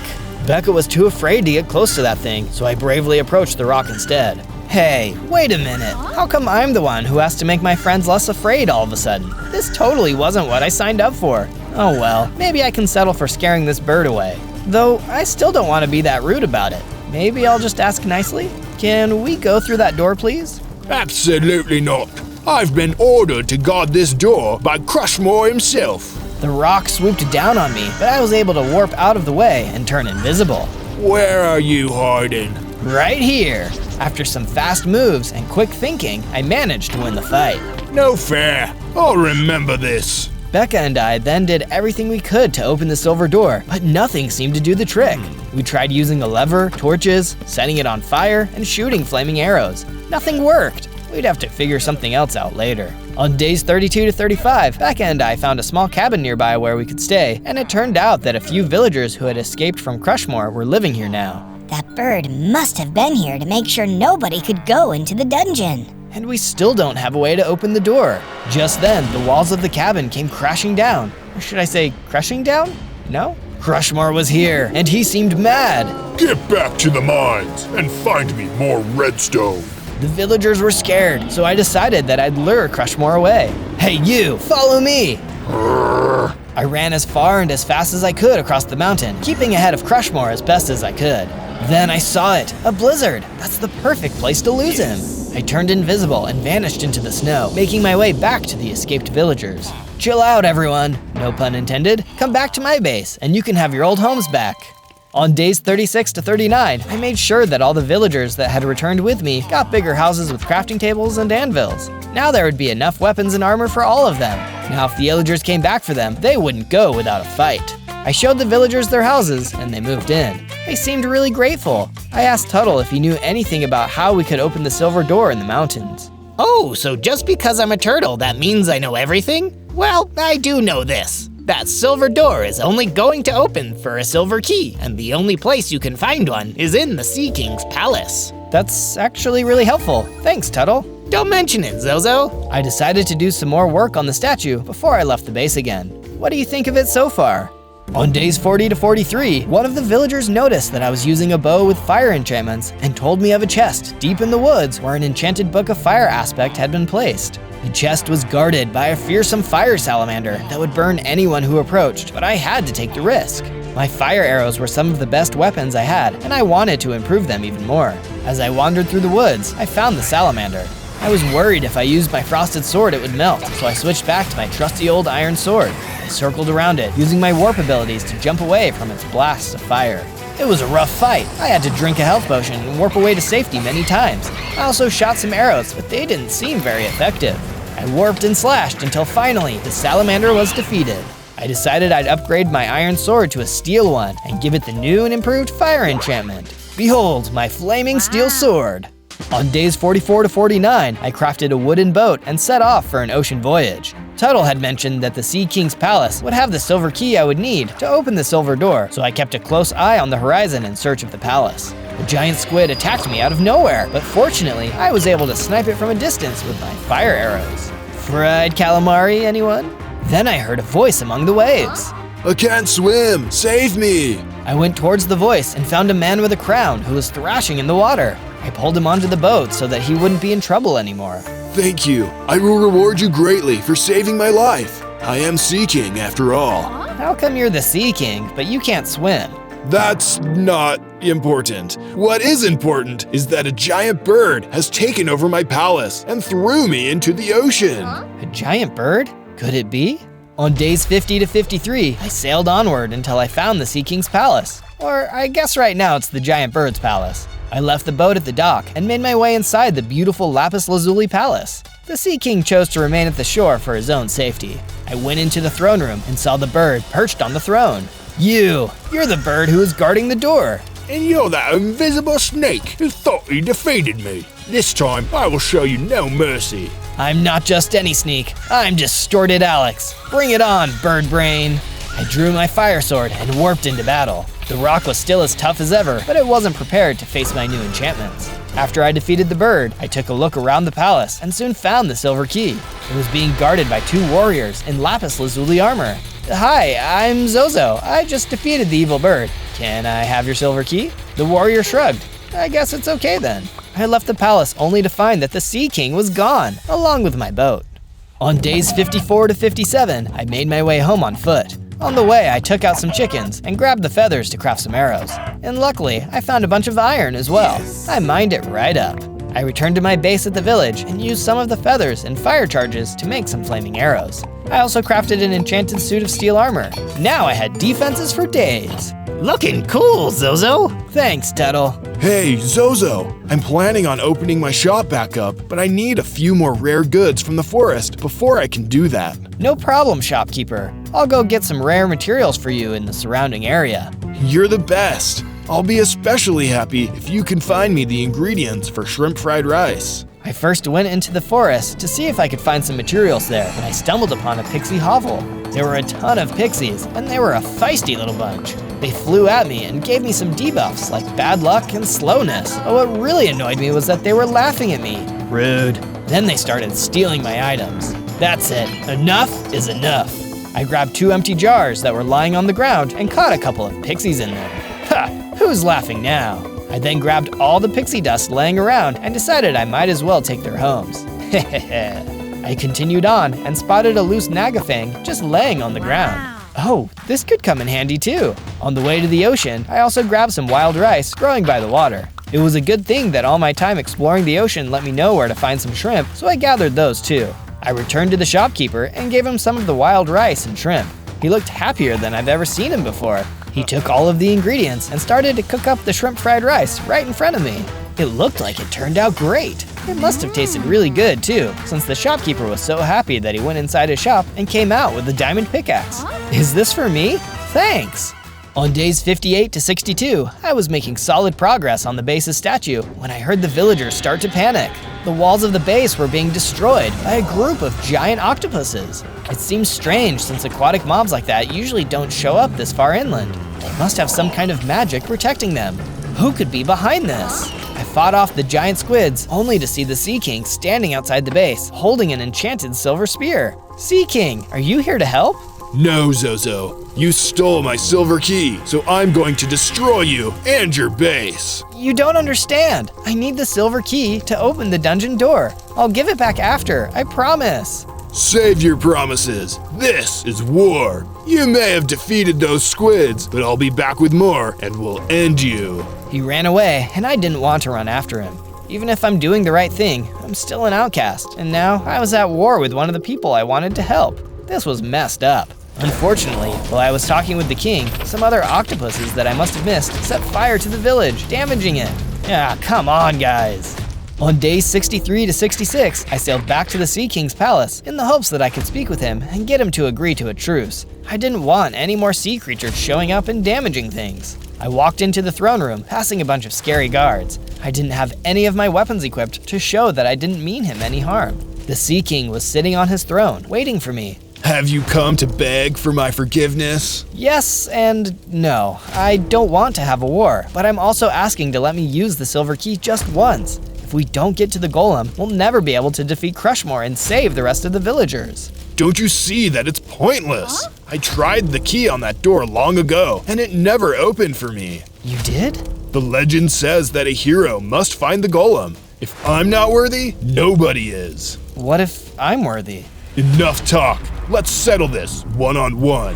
The Sea King attacked me with a spear. I had no choice but to fight back and battle the Sea King. As we fought, the guards started jumping in excitement. They must love watching a good fight. It happened so fast, but in the end, he was defeated. I guess there wouldn't be a war, but this wasn't how I wanted it to end. On days 67 to 70, I journeyed back to the silver door with the silver key in my inventory. I figured it was now or never if I was going to prove my worthiness and enter the dungeon. As I walked across the bridge, I heard a terrifying roar from underneath the bridge. It was a Remobra. The wyvern flew down in front of me and blocked my path. I am Poison Wing. You will never survive my poison. He wanted to prove that to me straight away and spat a glob of poison at me. It was too fast for me to warp out of the way. My speed was slowed and my health started to drop. I fired arrows at Poison Wing, but he kept flying around the bridge and avoiding them. At this rate, it seemed like he was just biding his time so the poison would get me. If I tried warping into melee range, I'd just end up falling and having to warp back to the bridge. Time was running out. The poison almost had me. Zozo, quick, drink this. It was Becca, and she had brought antidotes to help me overcome the poison. Meddling llama. Poison Wing bellowed, and because he was enraged, he swooped in to attack us. I stepped in front of Becca and slashed at him with my fire sword. Poison Wing was trying to get to my friend, but I would never let him through. After taking several hits, Poison Wing flew off. He was wounded, but not fatally. Poison Wing will be back, and will bring others with him. Quickly, Zozo, we have to get inside that door. We ran over to the door and placed the key in the lock. To my surprise, it worked, and we were able to enter the dungeon. On days 71 to 74, we traveled through the depths of the dungeon. We encountered a horde of trolls, but thanks to my enchantments, they weren't much of a threat. Take that, and this! Then we came to the place where the golem was supposed to have rested. But there was nothing there. I don't understand. Why isn't there a golem? I don't know, but Poison Wing will be back soon. We have to leave. On day 75 to 78, I repaired the parts of the base and the village that had been damaged in the war with the Sea King. I made sure everyone's home was 5 stories tall and had wooden bridges on the roof so the villagers could visit each other. Tuttle then came over and gave me some new, stronger materials that only the oldest turtles knew about, and I was able to create my ultimate suit of armor. Then she gave me a potion. I guess they are friends with Becca, and the turtle figured I might need another potion. Just in time, too, because Poison Wing flew into the base from up above. Crushmore has grown tired of waiting, Zozo. Give back those villagers, or I will poison them all. He shot his poison at me, but this time, I was ready. I immediately drank one of Becca's antidotes and was ready to take the fight to the Remobra himself. I warped above him, but that was a fake out. When Poison Wing dodged, I warped again, right into his path. I hit him with a powerful attack and finished him off. Wow, I've got 16 hearts, and it looks like I can warp really far now. Now that I've beaten Poison Wing, maybe I can go back to the mountain dungeon and see if I missed anything. On day 79 to 84, I searched behind the silver door again and couldn't find anything in the entire dungeon that could tell me where the golem went. So much for that. I was about to leave when I ran into a man who looked a lot like the Sea King, but older. He seemed sad, but at least it didn't look like he wanted to fight. I asked him who he was, and he told me he was the Sea King's father. Whoa, I'm sorry about what happened to your son. I took off my helmet so we could talk face to face. He told me he had made this mountain dungeon when his son was little in order to test whether or not he could be a hero worthy of the legendary golem. Well, the Sea King had never been able to open the door. I had, which meant I was the worthy hero that the Sea King's father was hoping for. He revealed that there was no legendary golem, but he did give me the formula I could use to build it. I thanked him, and we waved goodbye to each other. On days 85 to 89, I told Becca about what had happened to me at the Silver Dungeon and how I met the Sea King's father. Of course! Opening that door meant that you were worthy. That makes so much sense. Still, do you think you have what it takes to build the legendary golem? I have to try, don't I?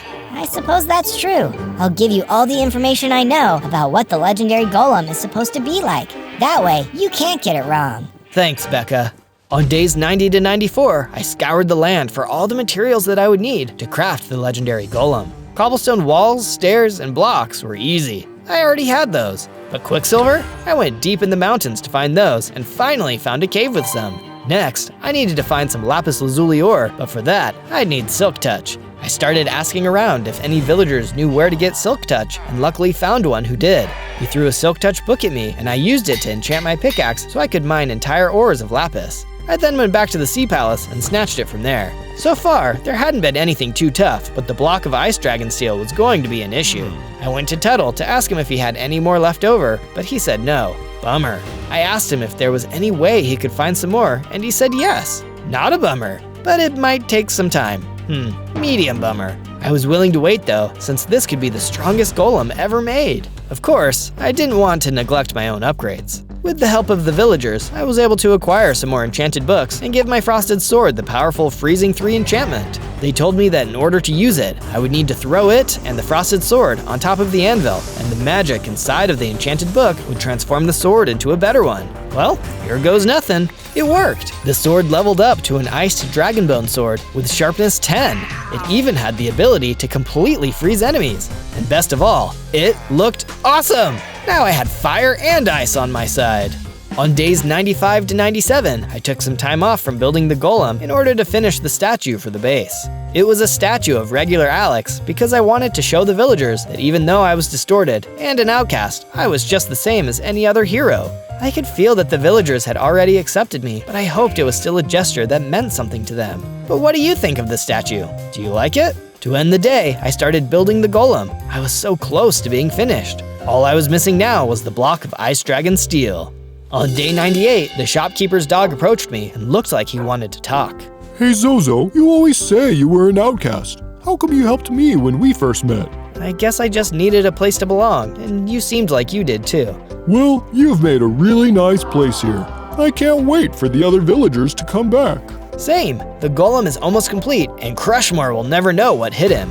I think it'll hit him, just like all of our friends should hit the subscribe button and ring the notification bell. That's true. It sure does feel great that I can share more of my videos with all of my friends out there. Thanks for your support.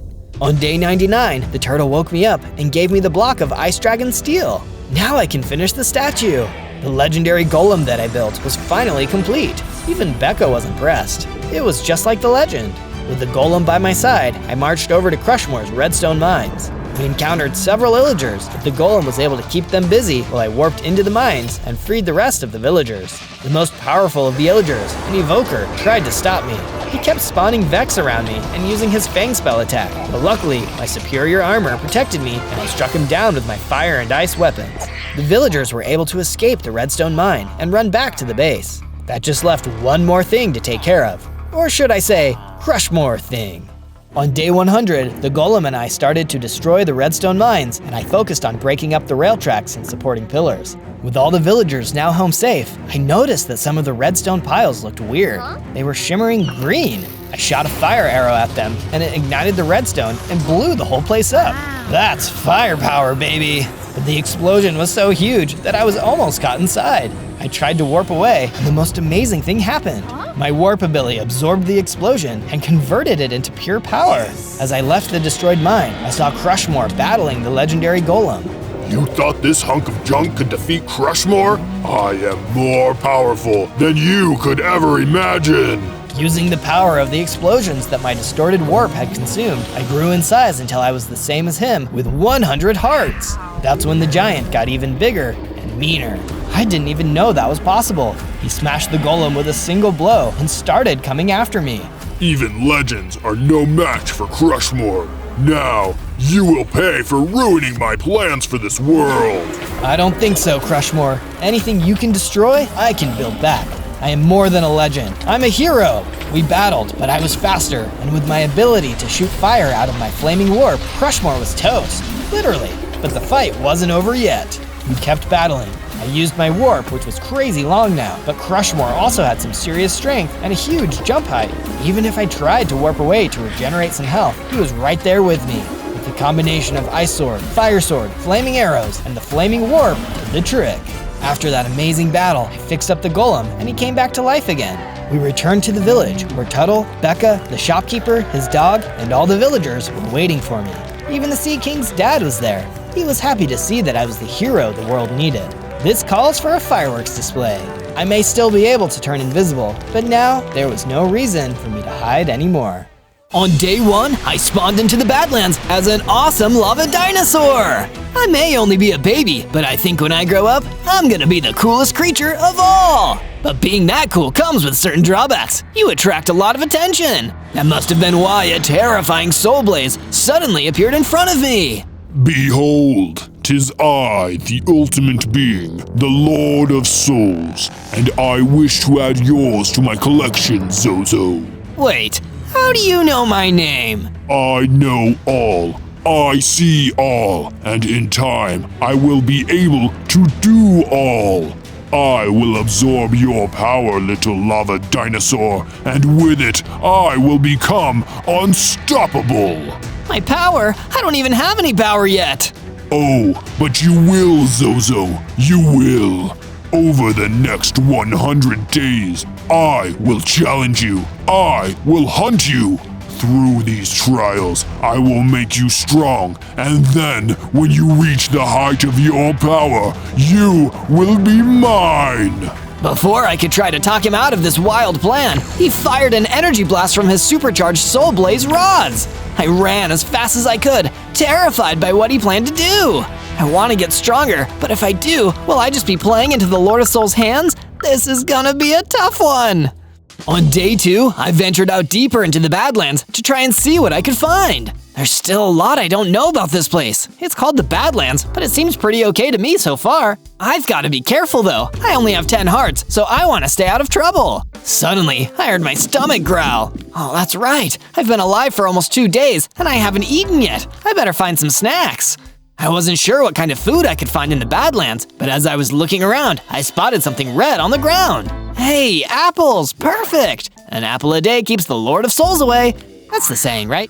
I ate the apples and felt much better with a full stomach. Good luck didn't last long. I saw some Vex piglins scowling at me and flying toward me. Face us, Zozo. The Lord of Souls sent us to test your strength. No, I don't wanna. Too bad. Time to fight. They got even closer and started to attack. I did my best to defend myself, but I had never fought anyone before, and these guys were way too strong for me. All I could do was run away from those terrifying Vex piglins, and in the process, I ran into a spider llama. Follow me. These piggies can eat my dust. On day 3, the spider llama led me to a campfire further out in the Badlands. It was a huge relief to find a cozy, safe place to rest for a while. This is where the magic happens. And by magic, I mostly mean sleeping and hanging out with my buddy, the Fire Guardian. I don't see a fire guardian until I did see one standing by the fire. That's because I'm over here guarding this fire. Hello there, baby lava dinosaur. I see you too are a being forged in fire. May your flame burn brightly. Thanks, I'm Zozo, by the way. It's nice to meet you, Zozo. My name is Dennis. And this spider llama who brought you here goes by the name Zach. I'm grateful for both of you. Those Vex piglins cornered me in a totally unfair fight. They were working for this awful Soul Blaze. Big scary guy. Maybe you know him? Unfortunately, I do. The Lord of Souls means to add you to his collection, I assume? Yes, he said he's going to wait for me to become strong. Then he's going to take my soul and steal my power. So I decided I'm not going to get stronger at all. That way, he won't get me. I'll just lay low and stay out of trouble. I know it seems frightening, but you must seek strength and progress anyway. But you can't allow the Lord of Souls to steal that strength. Instead, you must use it against him so that he never takes another soul again. Oh geez, that sounds like a lot of work. It will be, but you will have help. No dinosaur is truly alone in this world, not when he has friends. Go with Zach and build your first base. We'll develop from there. Okay, then it's decided. I'll become the biggest, strongest lava dinosaur I can, and I'll defeat the Lord of Souls before he can use my power to become unstoppable. It's the right thing to do. From day 4 to day 5, I got to work building my base. First things first, to build my base, I need some tools. I'm gonna need to gather some wood. Can I even touch trees without setting them on fire? I sure hope so. Luckily, me being a lava dinosaur didn't have any effect on the trees, and I was able to gather some wood. Then I used that wood to craft a wooden pickaxe. Next, I'll get some stone. I used the wooden pickaxe to gather enough stone to craft a full set of stone tools, including a stone sword. My first sword. Check me out. I'm not just a weak little baby dinosaur anymore. Now I'm a baby dinosaur with a sword. But I didn't have time to practice sword fighting. I needed to build a place for me and Zach to stay. I built a small house and added a room for Zach and another room for me. There we go. Home sweet home. Nice digs. Simple, but nice. We can always add more, too. Zach went inside, and I was able to follow him when a skeleton ran up and started attacking me. Luckily, I had my new stone sword, and I was able to defend myself.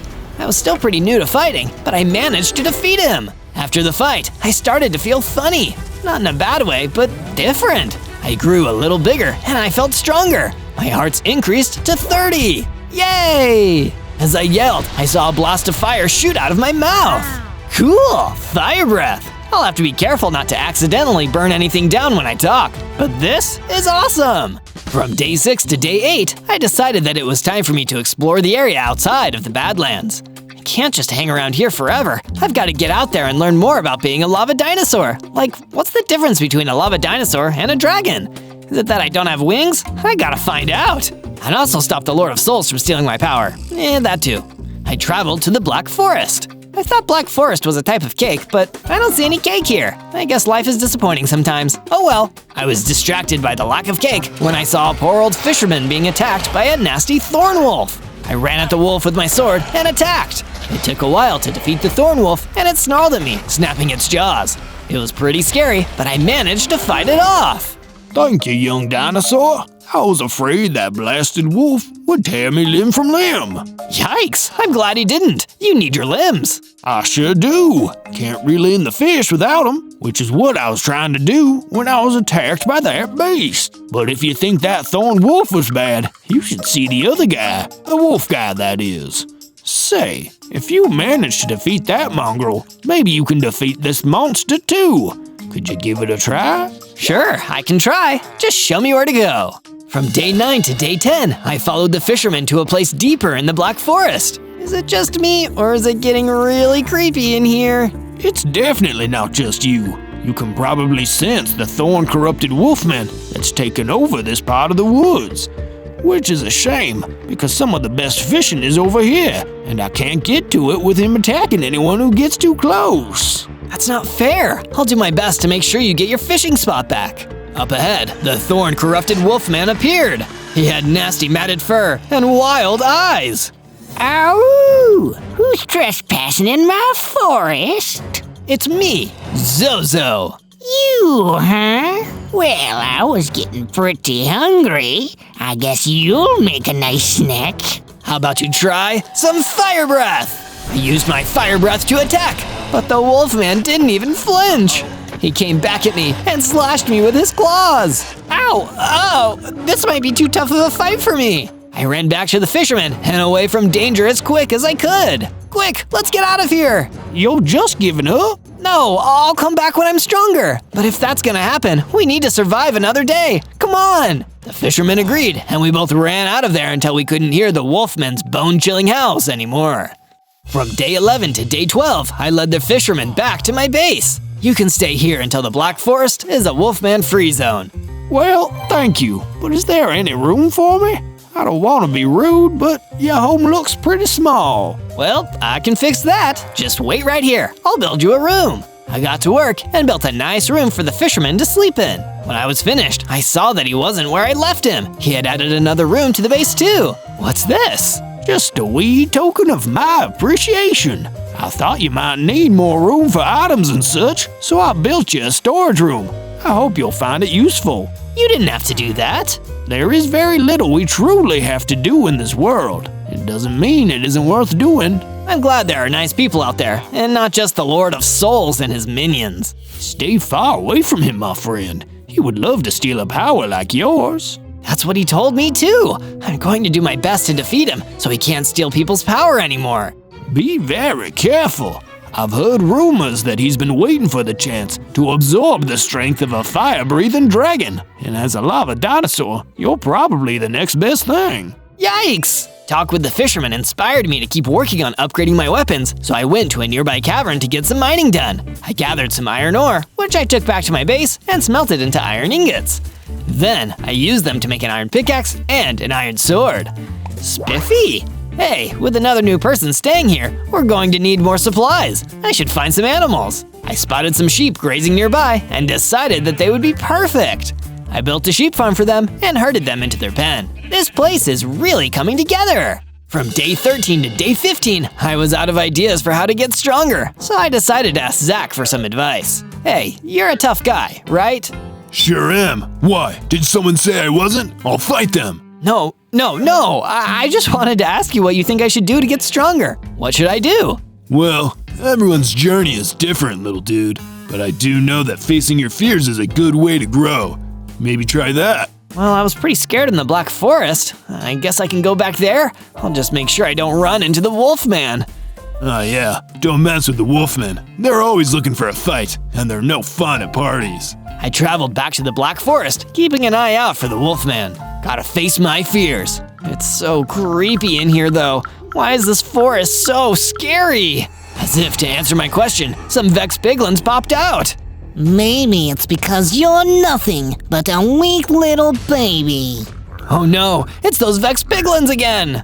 Yep, we've decided you're a waste of the boss's time. It would be better to just get rid of you and find a better target for him. Guess I have to fight you then, and face my fears. I used my fire breath to attack, then ran at them with my new iron sword. They fought back, but I dodged them. After a little bit of fire breath and sword action, I was finally able to defeat them. I did it! Zach was right. I do feel stronger. Oh, look, a health potion. They must have dropped it. I picked up the health potion and drank it. My heart increased to 60, and my claws got sharper. Cool, I have a new ability, Claw Attack. From day 16 to day 19, my exploration took me out of the Black Forest and into the Cypress Swamplands. So nice to change out those old trees for some new, different trees. And those different trees brought me good luck because I spotted a book and picked it up. The title said, Better Living Through Exposition. What does that mean? Better take a look inside just to see. Okay, it says that the Lord of Souls hides somewhere dry and hot. So definitely not anywhere nearby then. That's good to know. Why read about it? You'll be winding up there soon enough. Vex piglins? But I just defeated you. No, those are some other Vex piglins. There are dozens of us, dozens, and we're all coming after you. Well, this worked before, so I guess I'll try it again. Fire breath, attack! I used my fire breath, but it wasn't quite enough to defeat them.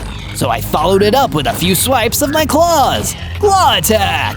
Turns out, the Vex piglins were no match for my new and improved claws, and I managed to win the battle. From day 20 to day 22, I headed back home to my base. On the way, I fought a mean-looking spider to test out my new abilities. It was easy to beat, way easier than the Vex piglins. Okay, now I need to get back into the mines and see if I can find some more materials. Zozo needs some iron armor. I don't know why I talked about myself in third person like that. Let's go! I climbed down into the mining cavern and searched until I found some iron ore. Back at my base, I smelted the ore and used the iron ingots to craft an iron chest plate. This thing makes me feel pretty tough. Between this and my new abilities, I think I can finally fight the Wolfman. With my new confidence, and more importantly my new chest plate, I traveled back to the Black Forest to look for the thorn-corrupted Wolfman. I followed the sound of his howl until I found him. When he saw me, he growled.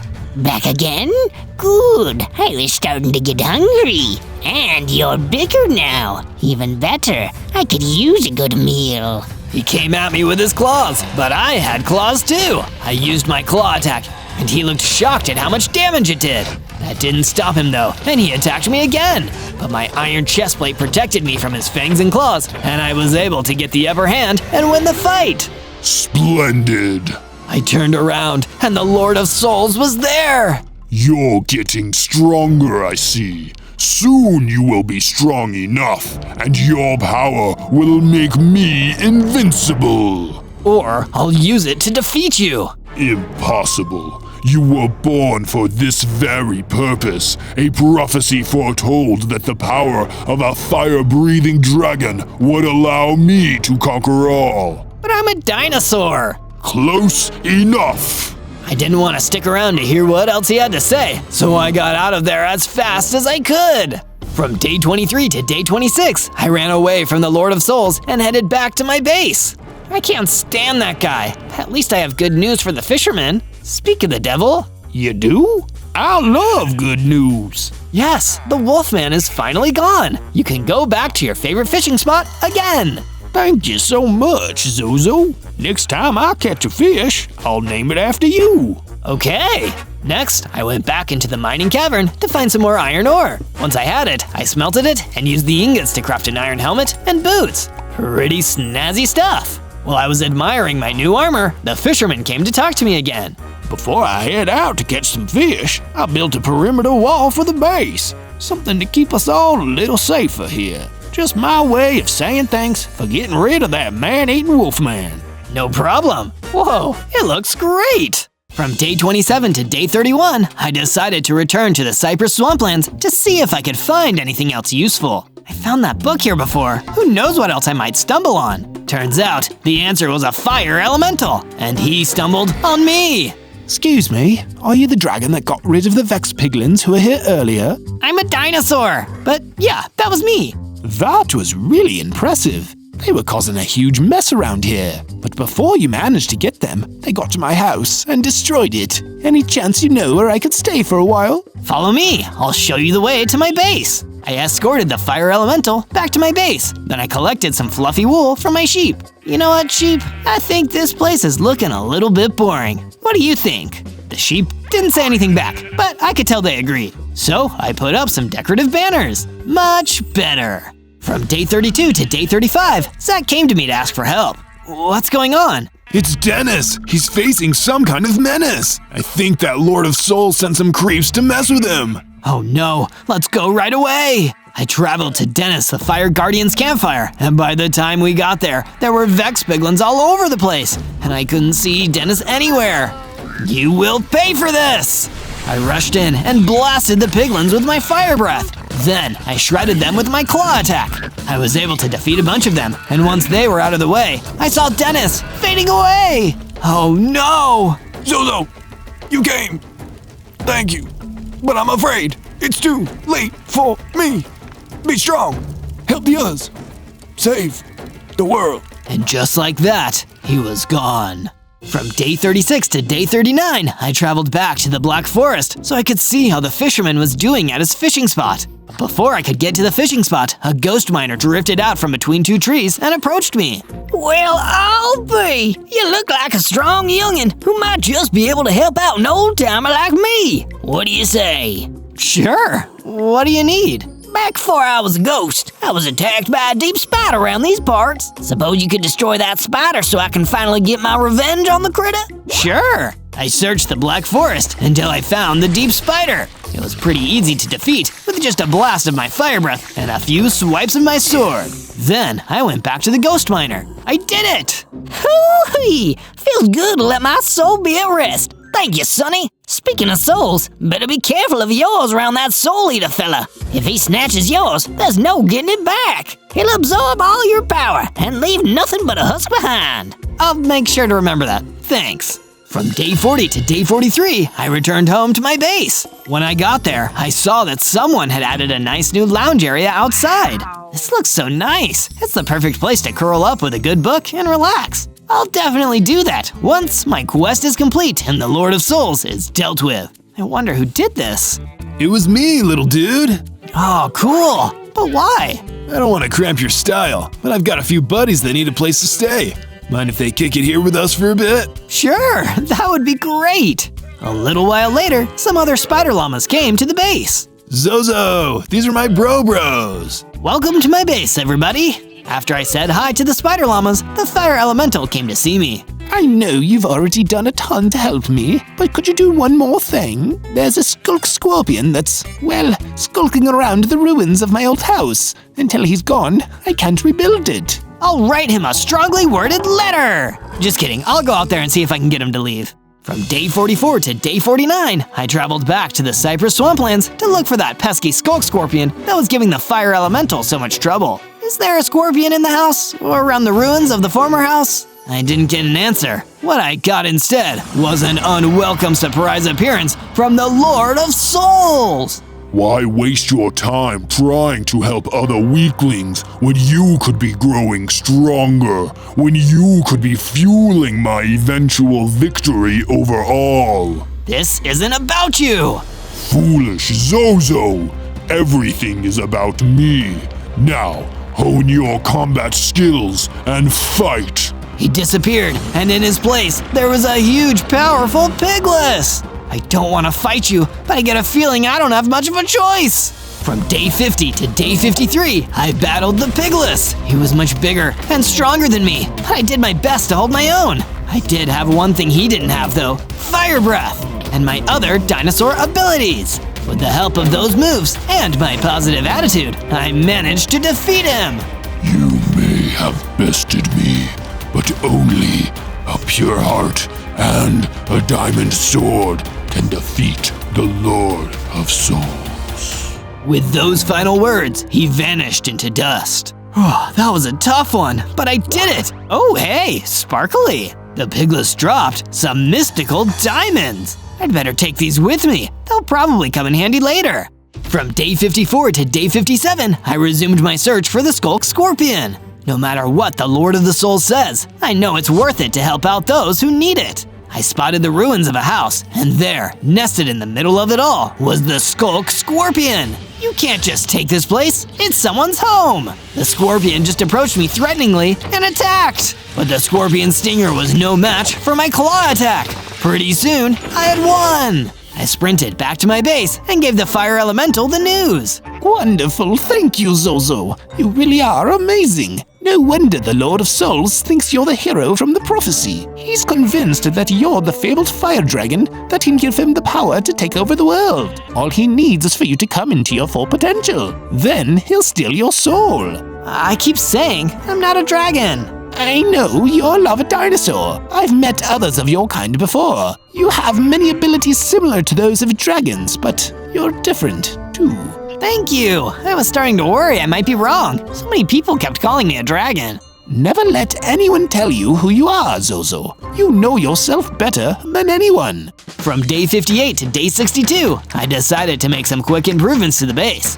I built another sheep pen and found some more sheep to herd into it. Welcome home, little sheep. Next, I remembered what the Pigless said about a diamond sword. So I went into the cavern and mined until I found some diamonds. I was going to use them to craft a diamond sword, but then I remembered I also picked up those mystical diamonds before. So I used those to make my sword, and the other diamonds to craft a diamond pickaxe. Afterwards, I exited my base and noticed Zach standing outside my door. Little dude, I added some awesome stuff to the base. Check it. I expanded the resting area outside to make it even better. This looks amazing. I can't wait to hang out here. From day 63 to day 66, I was trying to decide what to do next. I went down into the mines where I was surprised to find the fisherman. Zozo, I was looking for you. I heard that the Lord of Souls has his hideout in the dunes. I thought it might be worth a look. Oh, that's good to know. It's definitely somewhere dry and hot, like that book said. I'll go check it out. I traveled to the dunes and looked around for any sign of the Lord of Souls or his hideout. I didn't want to fight him yet, but I wanted to be as prepared as possible. While I was exploring, I wandered into the domain of a Crimson Phantom. Get out of here! No associates of the Lord of Souls are welcome! Wait, I'm not one. I don't work for him. I'm trying to get rid of him. Oh, that's great news. Sorry for the scare. Hi, my name's Coco. Hi, Coco. I'm Zozo. So, if you're a good guy, does that mean you could help me get rid of the creeper spider that's been lurking around and trying to bite me? Sure does. I'm great at fighting spiders. From day 67 to day 70, I helped Coco the Crimson Phantom with her spider problem. It didn't take long to find the creepy spider. It was creeping around nearby and looking for a chance to bite her. Hey, there's a bug problem here, and I'm the exterminator. I don't think spiders count as bugs, but I like your spirit. I'm not good at bug science, but I'm good at fighting.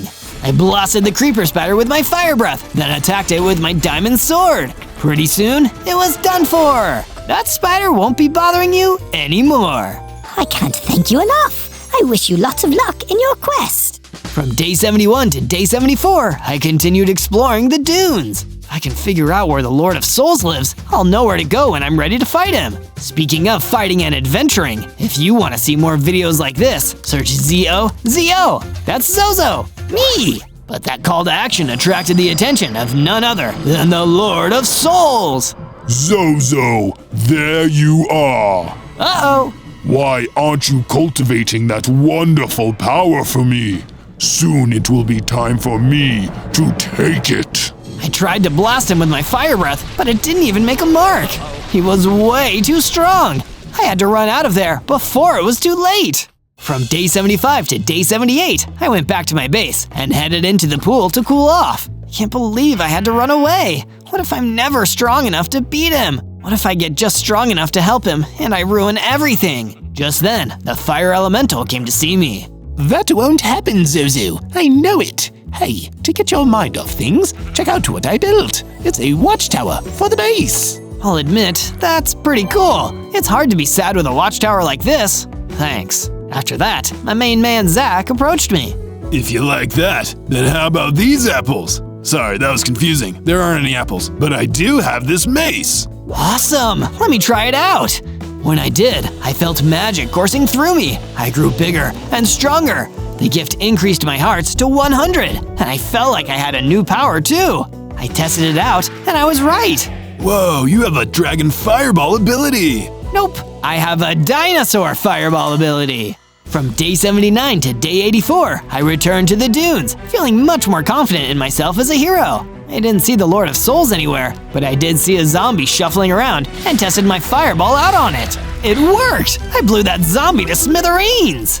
Hey, that was really cool. A big axolotl came over to congratulate me. I got this for my uncle's birthday, but I actually think you should have it. You're a way better fighter than him. He handed me diamond leggings. Whoa, thanks! Sorry to your uncle though. Nah, it's fine. I'll just get him a gift card. These leggings will go great with the rest of my diamond gear. From day 85 to day 89, I headed back to my base to show my friends my new diamond leggings. But when I got there, it was under attack. There were Vex piglins all over the place. Hey, get out of here! Stop! I rushed towards the piglins and started to defeat them one by one using my mace. But some of them managed to run off and I gave chase. I lost sight of them after a while, but I didn't give up. I heard a loud buzzing sound though, and when I looked in its direction, I saw a giant mosquito. Ah, don't bite me! Bite you? Oh no, that's not why I'm here. I need help breaking apart this block. I've been trying for days, but I have no tools, and my little bug arms are too weak. Quickly, I broke the block apart with my pickaxe. There you go. Gotta run. Bye! I'll never forget you, kind stranger. From day 90 to day 94, I tracked the Vex piglins to a spot in the dunes. This place looks super evil. Oh, this must be the lair of the Lord of Souls. I'd better not get too close. I noticed something I hadn't seen before. The Vex piglins had an Enderblaze with them. They were all listening to him and following his orders. We messed that place up good, huh? Yeah, the Lord of Souls will be pleased with your service. As his right-hand man, I will deliver reports of your loyalty. I rushed out of my hiding place and confronted the Enderblaze. So you're the one who messed up my base. I guess this fireball is for you then. From day 95 to day 97, I began my battle against the Enderblaze. I shot a fireball at him, but he shot a fireball back at me. I dodged it, but just barely. Ouch, that's hot. Glad it didn't hit me, but this guy is really strong. This is my hardest fight yet. I drew my mace and attacked again. This time, I had more luck. I managed to do some damage, and that gave me the confidence to keep going. I got him with my claw attack, my mace again, and that managed to finish him off. When he went down, the Enderblaze dropped a key. This must unlock the Lord of Souls base. This is awesome. Yeah, take the key. Go inside. It's right where the Lord of Souls wants you to be. Once he has your power, he will burn down the entire world to rebuild it in his image. Thank you, Zozo. You will ensure his victory. With that, he was gone. I won't let that be true. It can't. I have to get ready because it's time to prove the Lord of Souls wrong. On day 98, I returned to my base, more determined than ever. I'm almost out of days. I've got to make every moment count. First, the fire elemental came to speak with me. Zozo, you saved my home. Without you, I would have nowhere to go. I know that you can conquer this force of evil. Then came Zack, the spider llama. Little dude. Well, not such a little dude anymore. But you'll always be little dude to me. I'm so proud of you, man. You're gonna do great. Dennis would be proud too. And finally, the fisherman. Zozo, I've brought you a fish. In case you get hungry or need some extra protein. Good luck, brave dinosaur. On day 99, I started my journey to the Lord of Souls base. On the way there, I passed through the Black Forest. Can't believe I used to be scared of this place. That seems like so long ago now. Finally, I reached the base, but it was crawling with Vex piglins. Oh no, I'll have to fight all of them to get inside. No, you won't. I will. Coco! You solved my pest problem. I'll solve yours. Go, Zozo. Get inside. Thank you. Leaving Coco to take on the Vex piglins, I unlocked the door and ran inside. On day 100, I entered the lair of the Lord of Souls. I had faith in myself, but I was still so scared that I would lose. If the Lord of Souls beat me, it wouldn't only be me who suffered, it would hurt everyone. So I guess the solution to this is, don't lose. I found the Lord of Souls waiting for me in his room.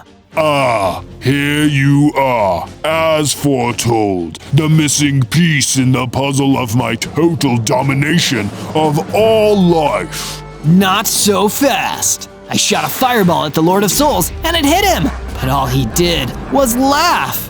Zozo, fire cannot harm a Lord of Souls. You cannot burn me. I can get you with this. While he was gloating, I attacked him with my mace. He staggered back from the hit. No, impossible. The prophecy. A fire dragon will give me the power I need to ascend to victory.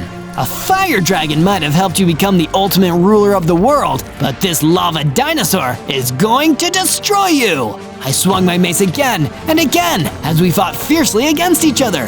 Finally, I landed one last hit and the Lord of Souls collapsed on the ground. I guess it turns out that when it comes to prophecies, close enough just doesn't cut it.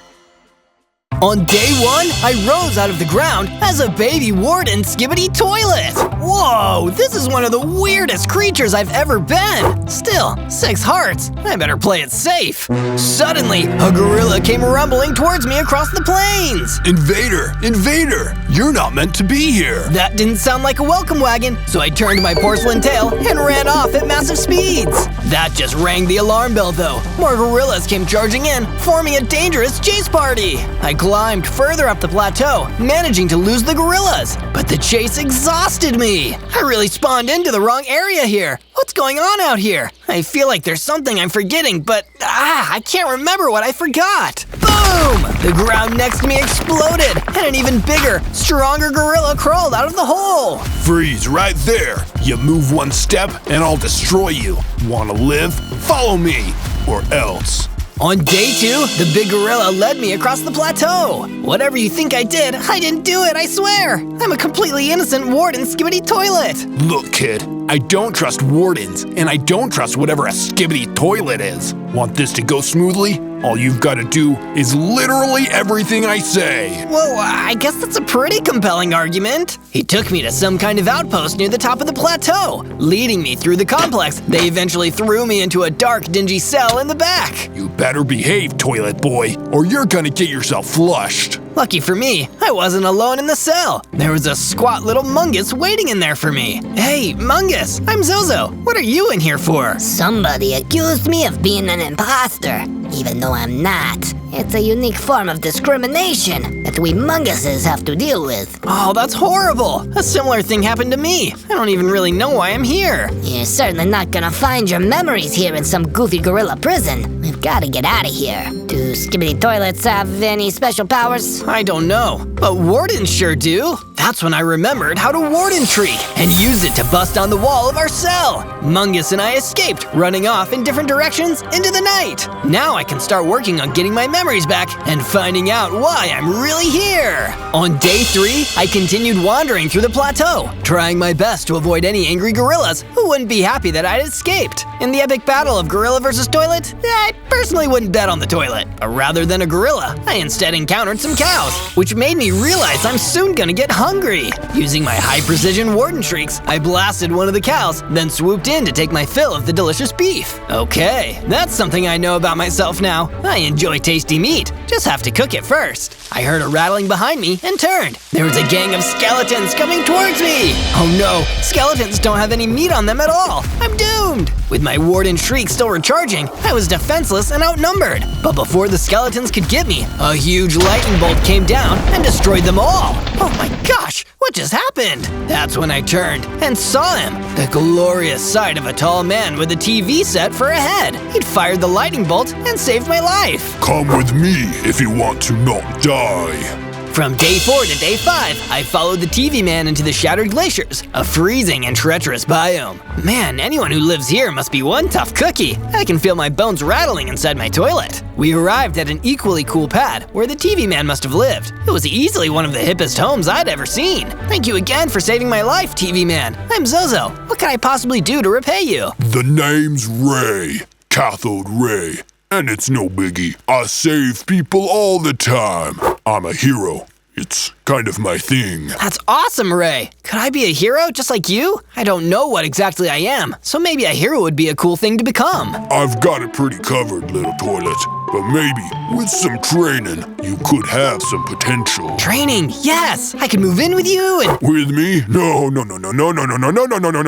little fella. Cathode Ray rolls alone. Here. Take these and go make yourself a place. We'll talk in a couple days. Cathode Ray, the TV man, gave me my first set of stone tools and a stone sword. I left his base and ventured further up the treacherous Shattered Glaciers. When I found some solid ground on top of a mountain, I was curious to find warped trees here as well. This must be a sign. They look blue just like me. This is it. This is the location for my base. I mined enough material to start building myself a pretty basic house with 1 bedroom and a furnace so I could finally cook these steaks. Nothing is better than a warm piece of steak. This place isn't much, but it's mine. Not for long, you stinky toilet! I turned and saw that one of the gorilla guards had somehow followed me here. He wasn't interested in conversation. He wanted to fight, and I needed to defend myself. When he ran in, I blasted him with my warden shriek, then finished him off with my stone sword skills. That gave me enough XP to level up, becoming a bigger, more combat-effective warden toilet with 14 hearts and an inbuilt fireball cannon.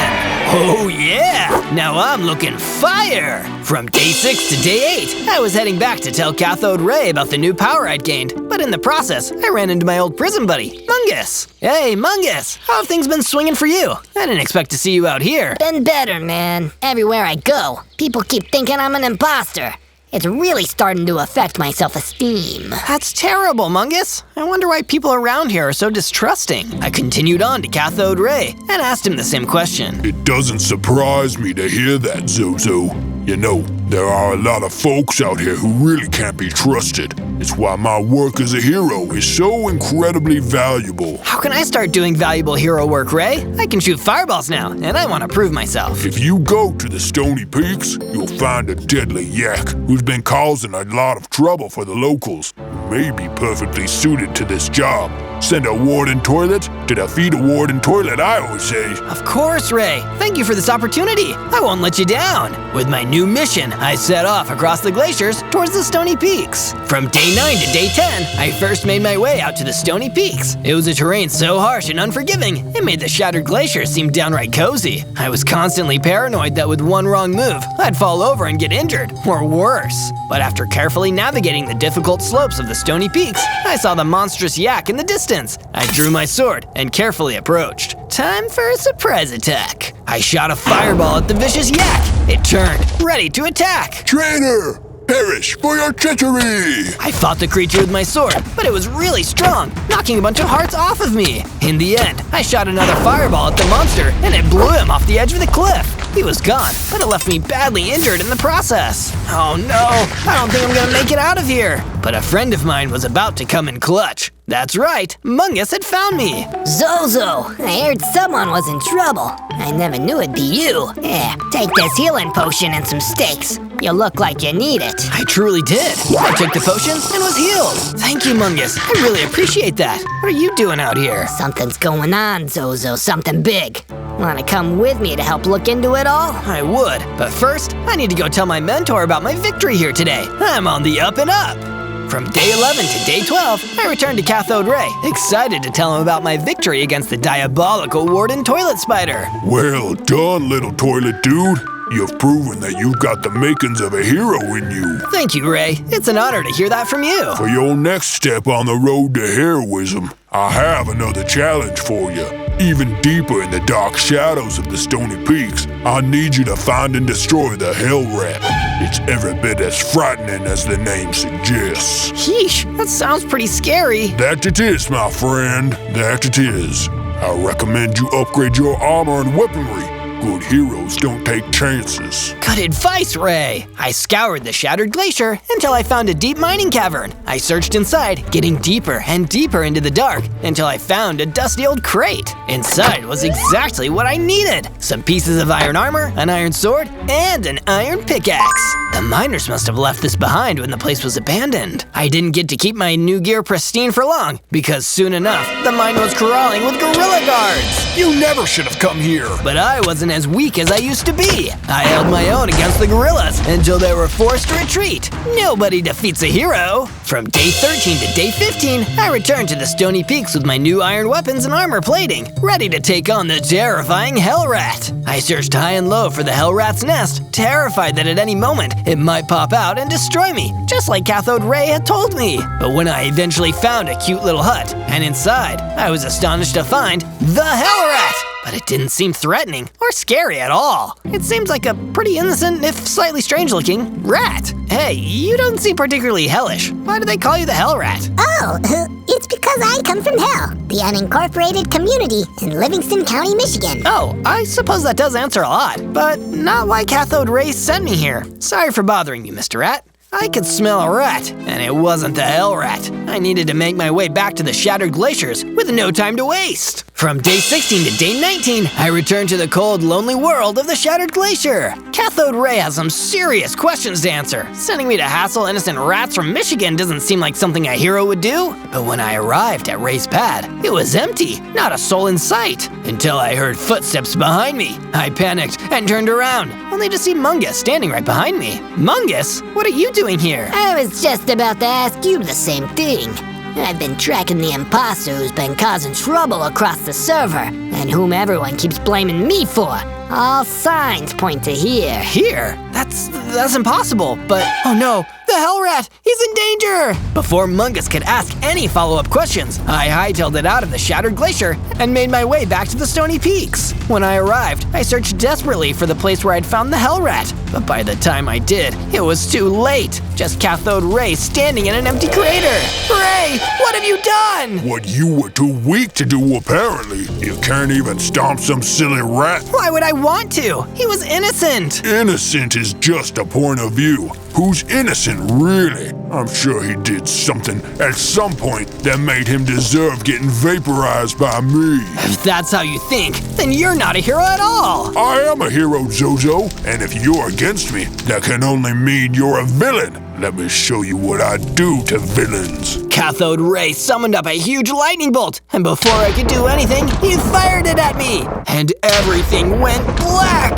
From day 20 to day 22, I finally woke up, my damaged toilet body lying among the broken stone of the peaks around me. Somehow, I'd survived. Why didn't Cathode Ray completely destroy me? Because I stopped him. I turned and saw my old prison friend, Mungus, walking towards me. What? You're the first person who believed in me. You think I'd let that TV-headed creep destroy you? No way. I can't believe he used me like that. I thought he was a hero. I thought I was a hero. You still can be, Zozo. Let's go back to your base. Together, I think we can defeat this guy and show the world who he really is. You're right, Mungus. It's the only way. We went back to my base, and we tore down the old base so we had enough space for the new build. I mined up enough raw materials to construct a new building with a room for Mungus to stay in, complete with a bed and couch. You can't really tell what this place will be, so make sure to watch a bit longer to find out as I will finish the base. From day 23 to day 26, I returned to the Savannah Plateau, wanting to see everything with a fresh perspective. Everything with cathode ray has got me reconsidering my whole life.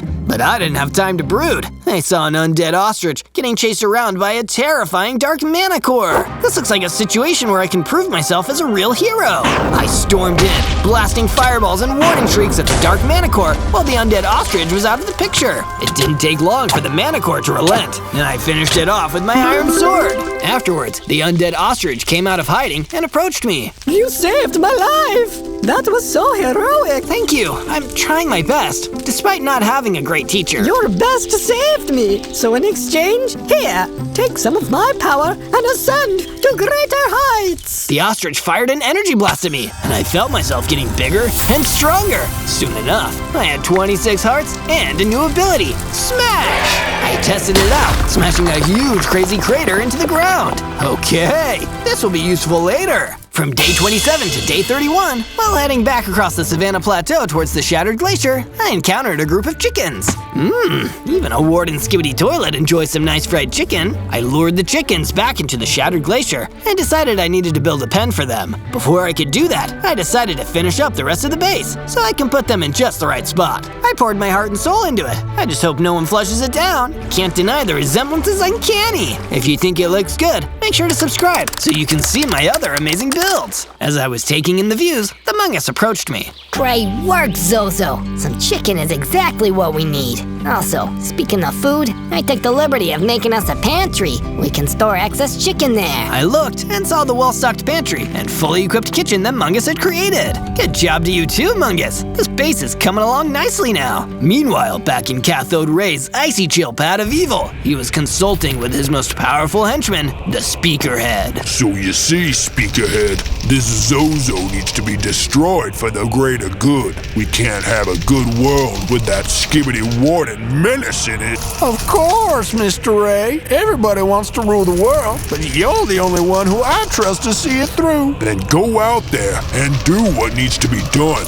He's the only thing standing in the way of our plans. From day 32 to day 35, I returned once again to the Savannah Plateau. More specifically, I returned to the gorilla base where I'd first been imprisoned. If I thought these guys were evil while I thought Cathode Ray was good, then maybe I had the wrong idea all along. When I arrived at the gorilla base, the huge gorilla who'd first captured me appeared to stand guard. You've got some nerve coming back here, Toilet. After everything you've done, I ought to destroy you right now. Wait, I was misled, and I think you were misled too. I'm on your side. Let me speak to the boss gorilla. The boss gorilla isn't actually a gorilla. Come with me. If you try anything funny, I'll hammer you into the ground like a tent peg. The big gorilla directed me inside. I followed his instructions down the hallway until I saw the strangest thing, a floating redstone cube. My goodness, who are you? Me? I am the Cube of Wisdom, the source of all good and righteous knowledge. And if you had spoken to me earlier, I could have told you that Cathode Ray, the TV man, was nothing but a sham. Yes, I'm sorry. I know that now. He's a villain who believes he's a hero, but I want to be a real hero. Together, between me, my friend Mungus, and you and your gorilla forces, we can take down this monster. That's the wisest thing you've said all day, Zozo. From day 36 to day 39, knowing the danger of the threats against me, I searched the Shattered Glacier yet again until I found another abandoned cave. I searched deep within until I found some more abandoned pieces of iron armor, which I quickly equipped. Using my smash power to bust through the stone further, I found a small vein of diamonds, which I mined with my iron pickaxe. Not enough to make anything yet, but these will come in real handy when I find more of them. I returned to my base with my spoils, where Mungus was waiting for me with good news. Zozo, I crafted some weapons for you while you were gone. Javelins. He should be super effective. Oh, that's awesome, Mungus! This will make me an even more formidable opponent at long range. I left the edge of my base to practice my throwing skills with my new selection of javelins, when suddenly a gibbon approached. Be not afraid. Don't worry, I wasn't. Okay, let's see, what was the message? I'm an envoy from the Primate Kingdom. My master, the Cube, wishes to speak to you at a secure location in the Twilight Valley. You must journey there at once. It sounded like there was no time to delay. I turned tail and made my way in the direction of the Twilight Valley. From day 40 to day 43, I arrived in the spooky and mysterious Twilight Valley. Following the instructions given to me by the Gibbon, I found a small shack where the Redstone Cube of Wisdom was waiting for me. What's up, Mr. Cube? Why so cloak and dagger? Is everything okay? There's an urgent matter that must be attended to, Zozo. My spies in Cathode Ray's inner circle tell me that he's dispatched one of his most dangerous agents, Speakerhead. What's so dangerous about him? He's a highly skilled and lethal warrior. He's absolutely loyal to Cathode Ray and his cause, and he absolutely hates Skibidi toilets. I must leave now, Zozo, but stay safe. You are in grave danger. The Redstone Cube teleported away, leaving me alone in the Twilight Valley. Or so I thought. The shack exploded, and the Speakerhead was standing there, wielding a huge sword. There you are. Time to meet your doom, Toilet. All for freedom and for pleasure. Without delay, I started firing my Warden shrieks and fireballs at him, but there was no effect. He ran at me with his sword and devastated me with one strike. All I could do was turn and run for my life. I'll get you, Zozo. Nothing ever lasts forever. From day 44 to day 49, I was resting and recovering at my base from my encounter with Speakerhead. I was lucky to get out of there alive. Speakerhead wasn't planning on taking prisoners. He was every bit as terrifying as the Redstone Cube suggested, so it made sense that the Redstone Cube would appear next to me in my time of need. You weren't kidding, Cube. That Speakerhead guy is a real demon. Be that as it may, I believe I have a solution for you, Zozo. A weapon that may be capable of destroying that diabolical false hero once and for all. I'm all ears. A blowgun, an ancient tribal weapon wielded by a great warrior. It's said to have special powers when used by a true hero in the name of justice. Sounds perfect. Where can I get it? I'm not sure yet. You will need to seek out the information. Return to the Stony Peaks and seek out other wise creatures. They will give you the knowledge that you seek.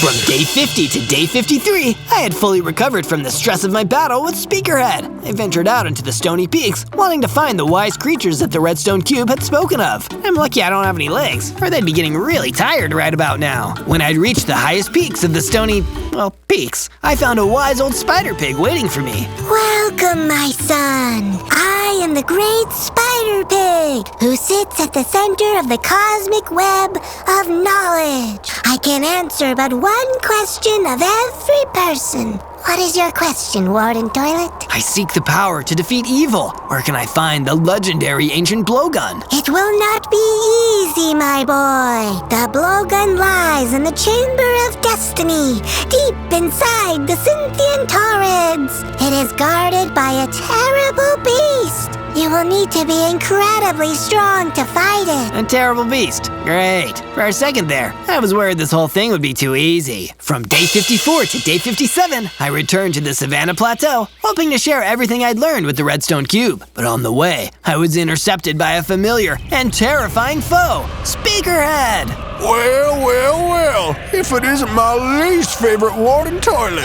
Zozo. Speakerhead, what are you doing here? I've been listening to you all the way since the Spider Pig. My master wants me to collect intelligence on you and everything you're doing. But I won't even need that information if I destroy you right here. I threw some javelins at him and tried to hit him with my fireballs, but he was too strong. My turn. He pulled out a destroyer and with one whack, blasted a huge crater in the earth. I was lucky to have escaped with my life. Meanwhile, back at his base in the Shattered Glacier, Cathode Ray was receiving the information that Speakerhead had stolen. The Scythian Torrids. Interesting. Then it means the blowgun must be guarded by the High Reaver. Perhaps I'll let Zozo deal with that one.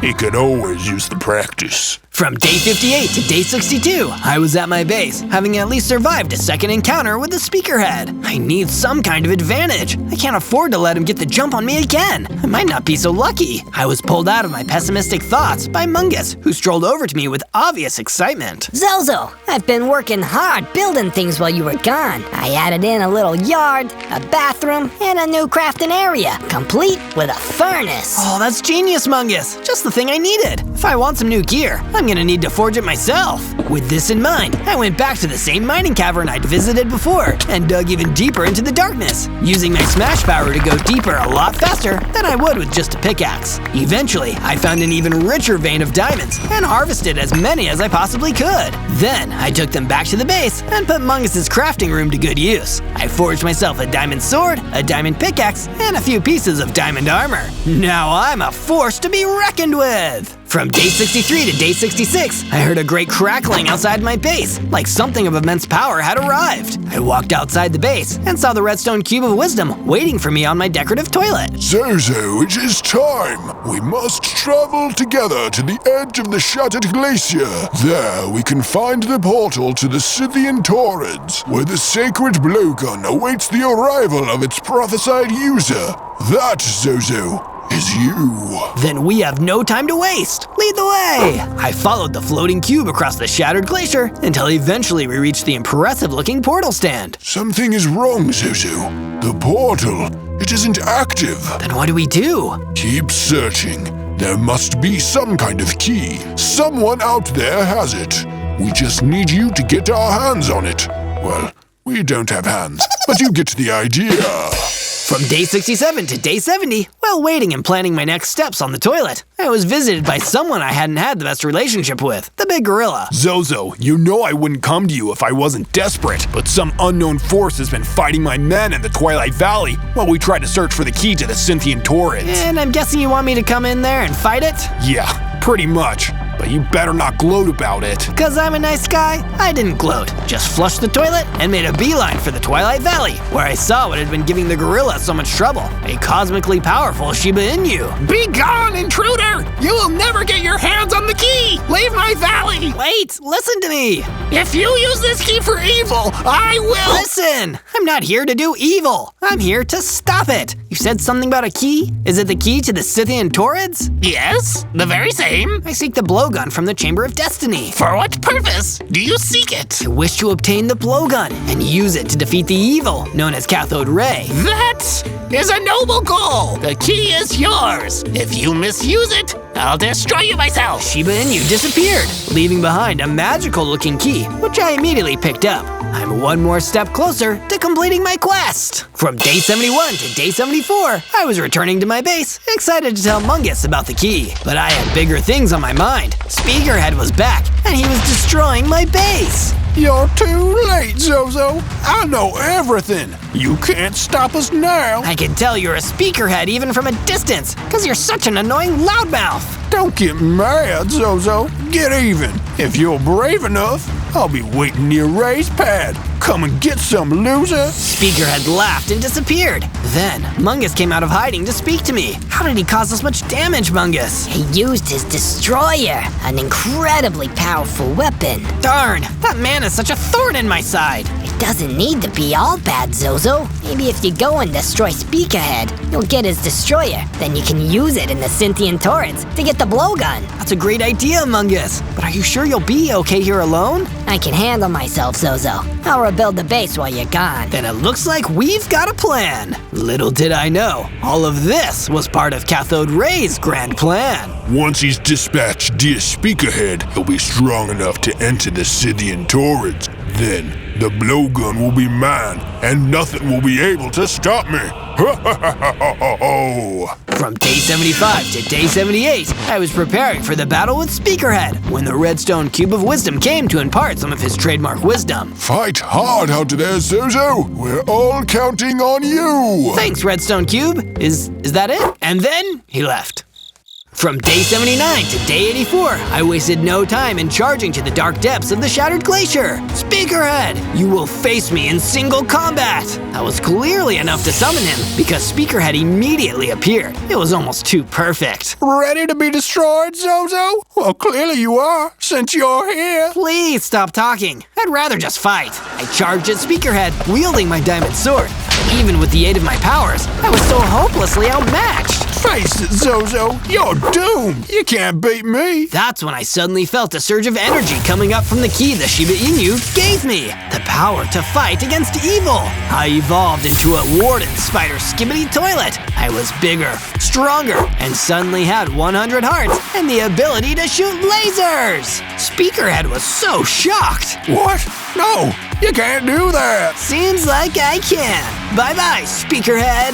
With a supercharged blast of my laser attack, Speakerhead was destroyed once and for all. In his place was the Destroyer, which I picked up immediately. Just you and me now, Ray. From day 85 to day 89, I returned to the base with the Destroyer and the key. And with 100 hearts, I was finally ready to go to the Cynthian Torrids. I'm ready to do this, Mungus. So glad, Zozo. And look, I repaired the base. I turned and saw that Mungus was true to his words. The base had been rebuilt. Everything was coming up roses. The one thing left to do is go claim the blowgun. Then we can defeat Cathode Ray and end all this horror. My heart filled with determination, I made my way towards the portal standing deep in the shattered glaciers and used my key to open it. Cynthian Torrids, here I come. I immediately felt the dark, dry heat of the Torrids on the other side. It was a sinister place, filled with molten lava and strange unknown creatures. After hours of wandering, I found a large, distinct structure that must have been the Chamber of Destiny. There's the chamber. Let's go see the beast. I walked into the chamber, which was deceptively quiet at first, until a huge, terrifying High Reaver leaped out. Oh, there's the beast! It took everything to be able to defeat the High Reaver.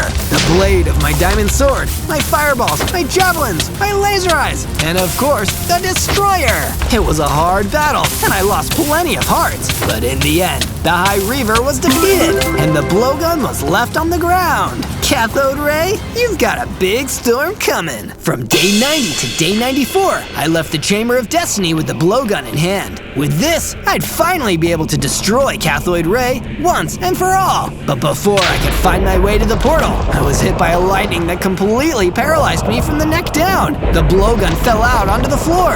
Oh no, who could have done this? Unsurprisingly, Cathode Ray emerged from the darkness. He had total power over me. So, it has come to this. You know, Zozo, we could have worked well together.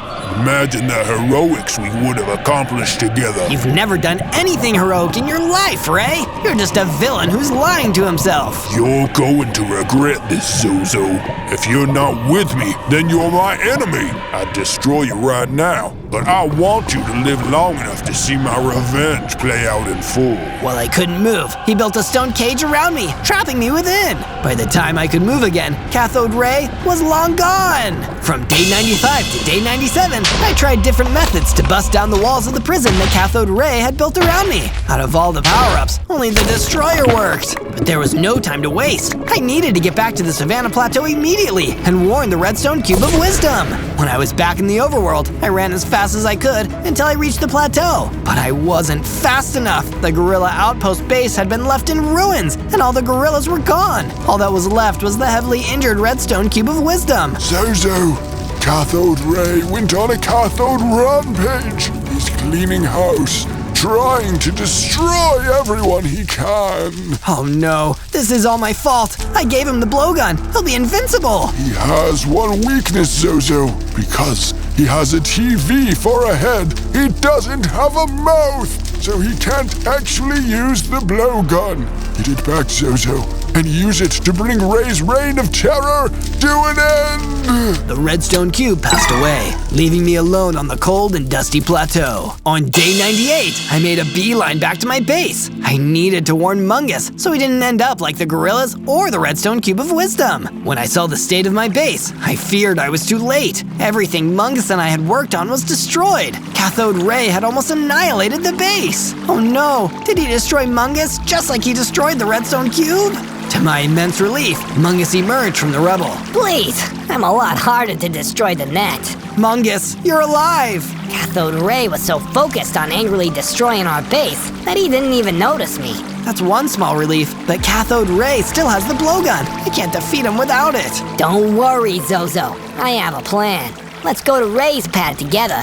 I've got my own score to settle. You distract him, I'll steal back the blowgun. Then you can finish him off once and for all. Sounds like a plan to me, Mungus. On day 99, Mungus and I ventured deep into the Shattered Glacier to execute our cunning plan. We arrived outside Cathode Ray's pad and shared some final encouraging words. You can do this, Mungus. I'll keep his attention on me. See you on the other side, buddy. Mungus snuck into the base. When he was gone, I shot my fireballs at Cathode Ray's base. He immediately stormed outside. Revenge, then? I figured you'd come out here after you saw what I did to your base and your worthless friends. At least now I can finish you, once and for all. Yeah, you can do that, Ray, but you'll need to catch me first. I ran as fast as I could as Cathode Ray chased me, shooting lightning after me. I ran until I'd lost him, then made a beeline back to the base. I met Mungus outside Ray's pad. He gave me the blowgun. Finish this, Zozo. And with that, he fled into the forest, leaving me alone at Ray's pad. On day 100, I used my fireballs and laser beams to wreak destruction on Cathode Ray's base.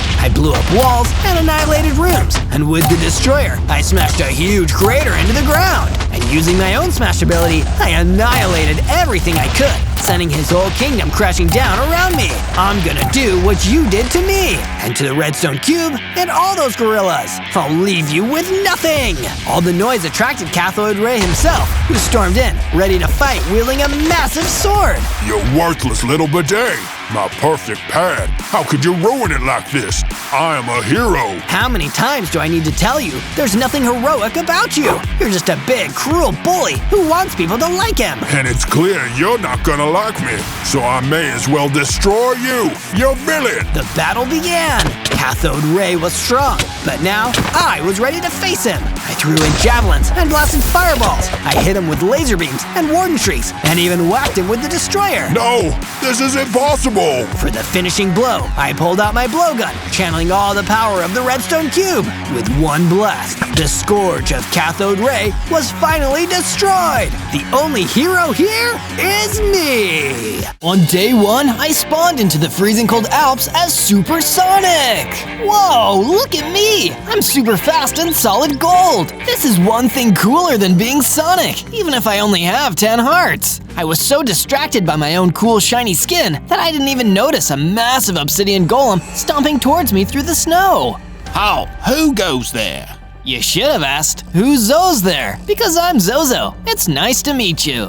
This is no time to joke. Golems everywhere are under threat right now, and if I believe you might be involved with a threat against us, I'll need to take you in for questioning.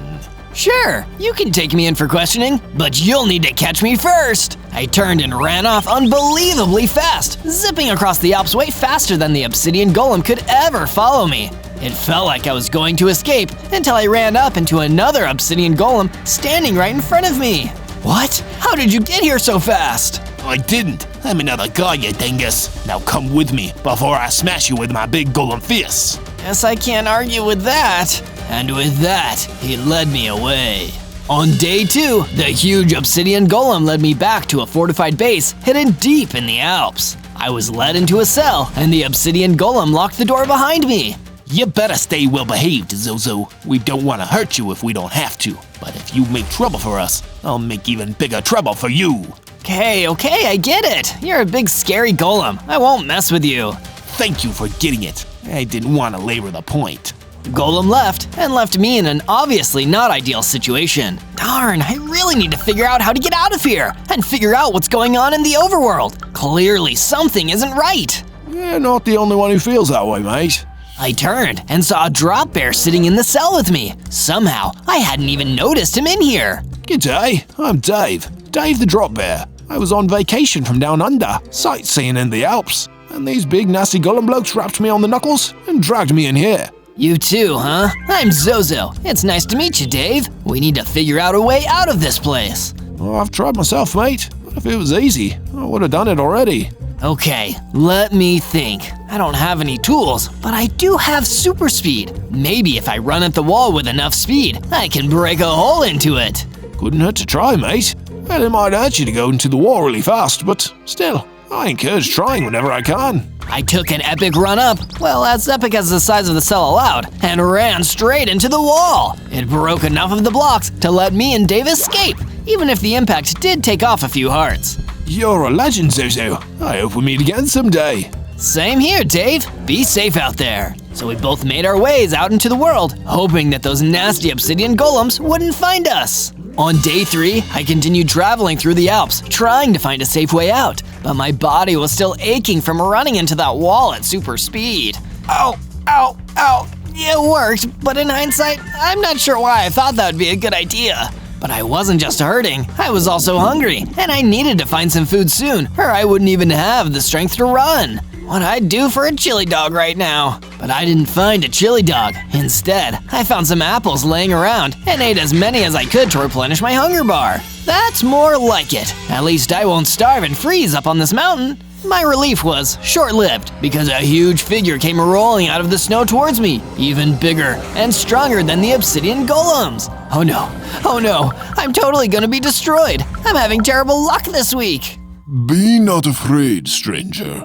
I am Humbaba, the wise, brave, and honest, and seeing as you're wandering through the snow, alone and afraid, I assume you've had an unfortunate run-in with the golems. How'd you guess? Believe me, I have good reason to know. Come with me, stranger. I'll keep you safe, and you can help me with a little something I've been working on. And so I followed Humbaba through the snow, having no idea what would happen next. From day 4 to day 5, we finally left the Alps and entered the ancient forest, which was actually a lot more comfortable than all the freezing cold of the Alps. We arrived at Humbaba's base a little while after, where he gave me my first set of stone tools and a stone sword. Why are you giving me these? Because you need to get stronger, stranger. If you want to help me save the world, you need your own base, and you need to get better at fighting. But what are you trying to save the world from, Humbaba? Oh, and by the way, my name's Zozo. Once, they called me the king of the beasts. That means I ruled all the animals, and I did so kindly and fairly. Then came the cruel and diabolical golems, who toppled me from my throne and tried to capture and enslave all the animals I once represented. That's terrible! It certainly is. So go, Zozo, get stronger, and then return to me. We will save this world together.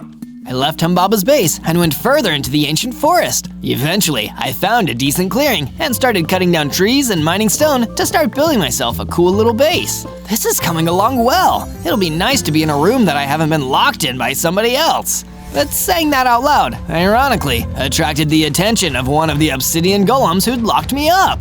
There you are. You owe us some emeralds after damaging a wall. I don't owe you guys anything. Using my super speed, I ran in and attacked him with my stone sword, too fast for him to even fight back. Moments later, he was defeated, and I'd gained enough XP to level up.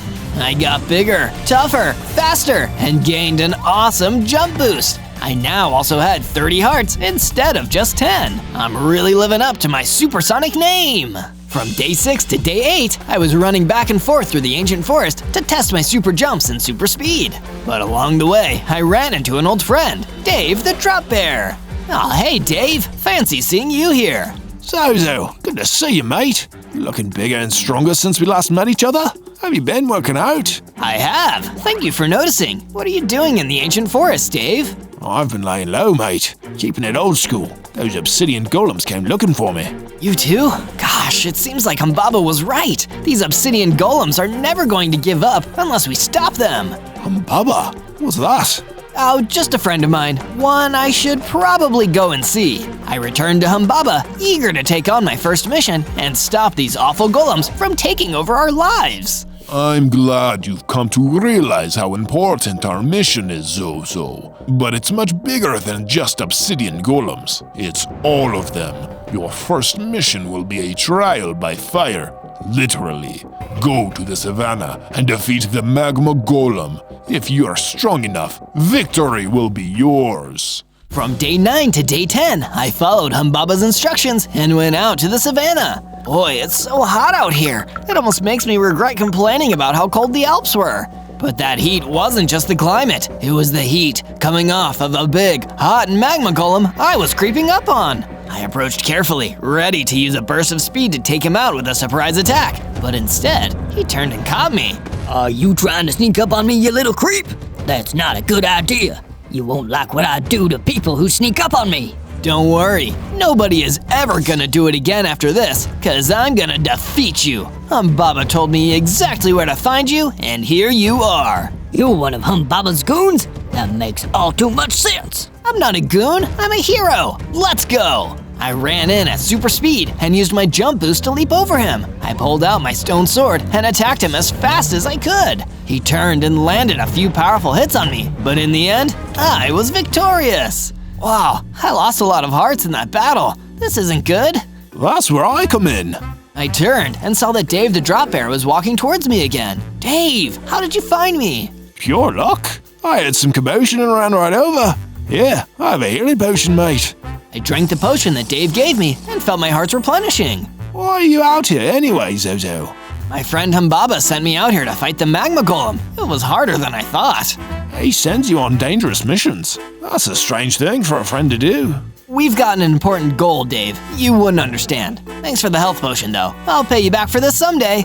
And with that, I ran off at the speed of sound to tell Humbaba about my victory. From day 11 to day 12, I rushed back to the ancient forest to tell Humbaba the good news. Welcome back, Zozo. Were you successful in your mission? I sure was. It was pretty tough, but I managed to defeat the magma golem just like you asked. Excellent. But our work is far from over. If we are going to truly win the battle against the golems, you must become stronger. Get yourself some iron armor and weapons, then return to the savannah to seek out the remaining golems there. We must eradicate them from the land. Oh, that sounds kind of intense. Don't you trust me? Well, I have no reason not to, so I guess I'll get going. I journeyed to a nearby cave and started looking for some iron ore. After a little while, I managed to find some. Time to make some new gear with this. I used the iron to fashion some iron armor, an iron sword, and an iron pickaxe. As I was getting ready to leave the cave, the obsidian golem appeared. He looked pretty mad. There you are, Humbaba's evil henchman. Why do you guys keep saying stuff like that? I'm a good guy.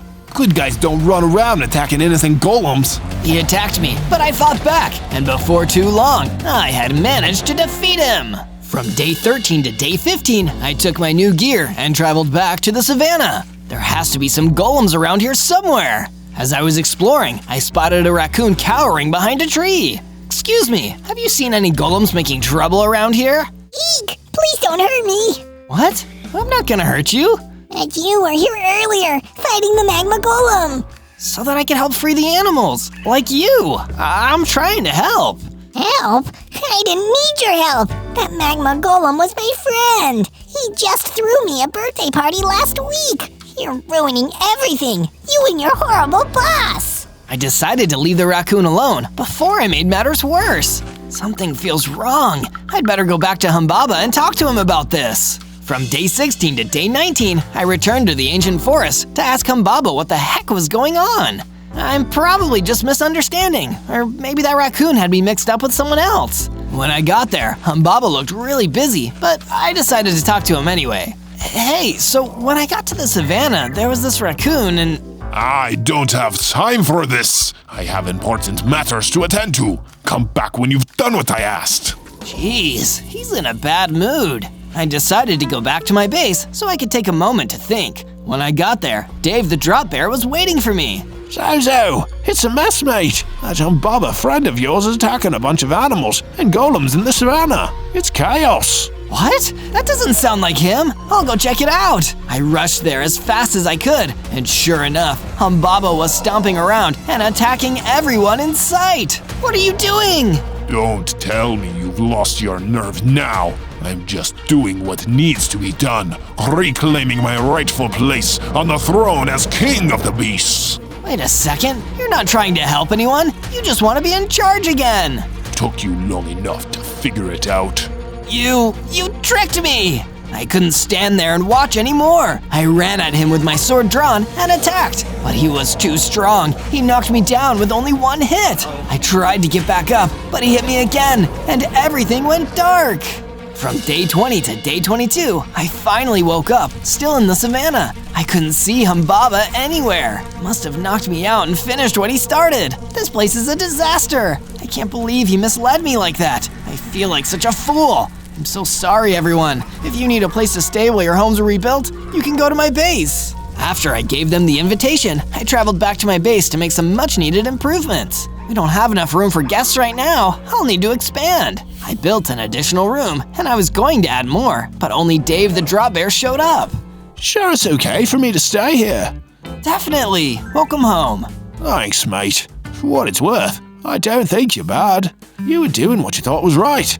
Now you know better. It's never too late to turn things around and fight for the good guys. From day 23 to day 26, I decided to go back to where I started, before Humbaba filled my head with lies, the Alps. When I got there, I saw a vicious hellhound chasing after a poor, defenseless roadrunner. Now's my chance to do something good and actually start helping people who need it. Hold on, I'll save you. Meep meep, hurry, I can't run this fast forever.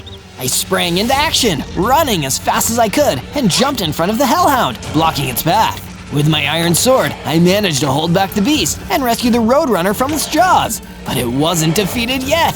The roadrunner ran off down the road, leaving me to finish my battle with the hellhound. I was worried I wouldn't make it, but I finally managed to defeat it. As I stood there, catching my breath, I felt my hearts increase to 50, and I gained the ability to climb walls. From day 27 to day 31, I found some lost sheep wandering around the Alps. They didn't have anywhere to stay, so I invited them to come live at my base. I quickly traveled back to my base to build a pen for the sheep.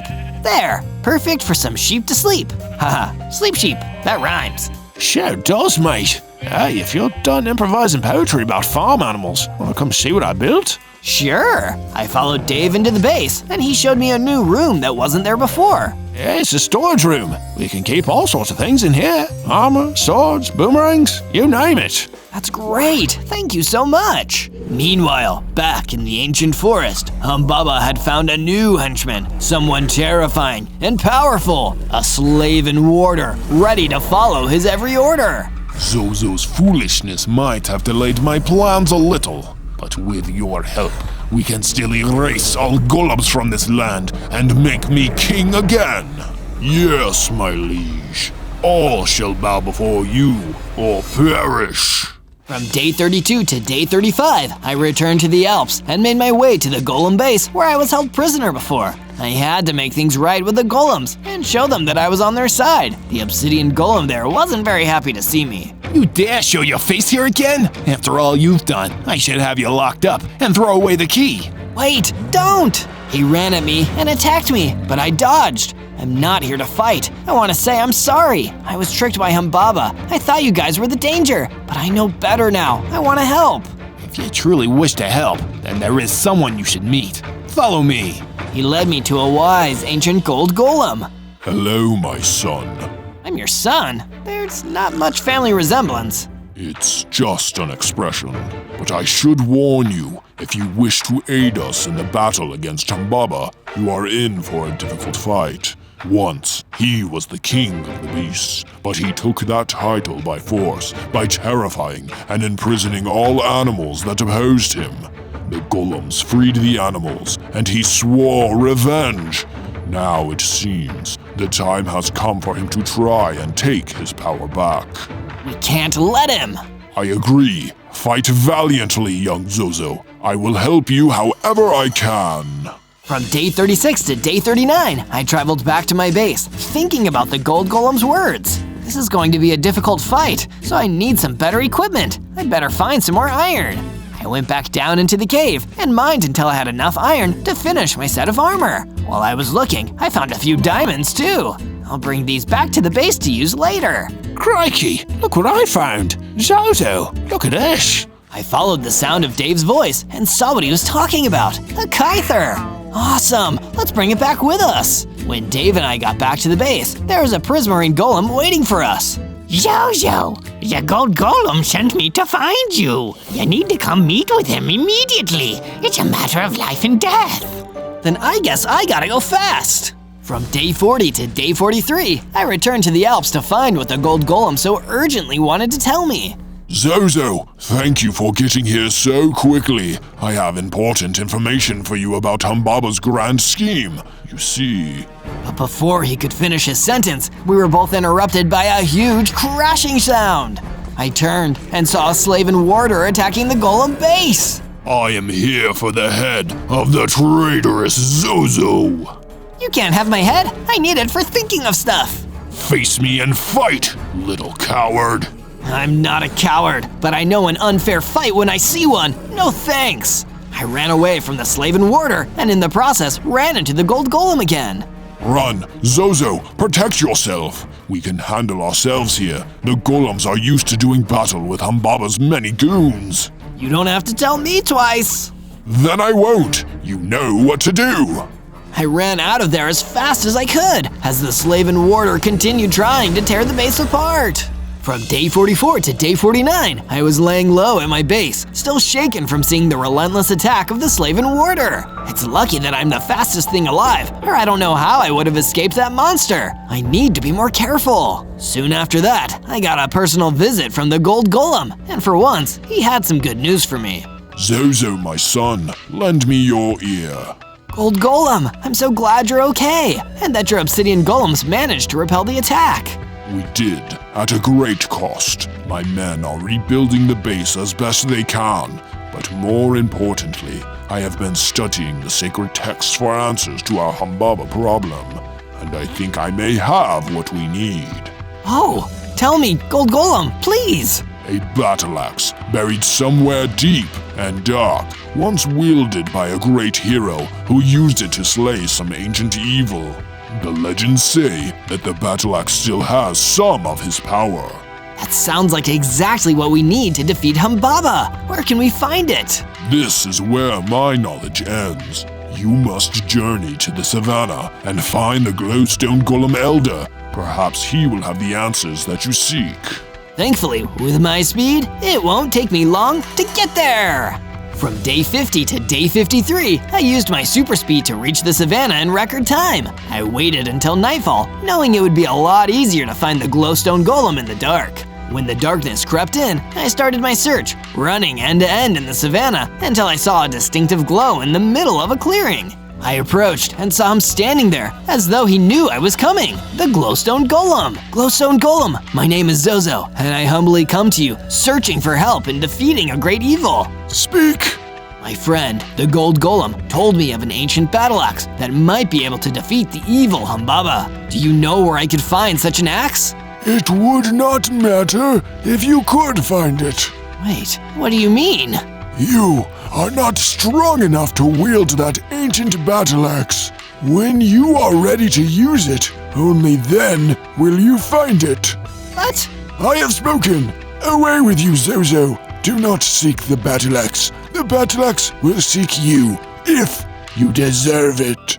And like that, the conversation was over. I went back to my base, moving much more slowly this time, feeling completely defeated.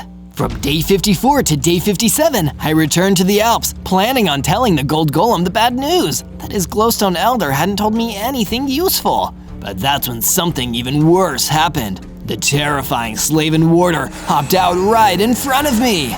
There you are, you sad little glittery worm! You dared defy the great King Humbaba, and you keep running away from the justice you so richly deserve! Why do you work for him, Warder? He's no king, he's just a bully who thinks he's the best. Don't you know he thinks you're just as below him as everyone else? Of course I'm below him. He is the king, and we are all his loyal subjects. We exist to serve him, and those who refuse to serve him shouldn't exist, including you, Zozo. The slave and warder immediately lunged at me, and one attack from him took off a scary number of hearts. There was no way I could fight him off like this. I just needed to run away as fast as I could, which thankfully, as supersonic, was really, really fast. Meanwhile, at Humbaba's base, his evil plot was marching ever further. So, Zozo is seeking out the battle axe. Excellent. He'll do all the hard work, and then I'll take it from him. I'm so good at this.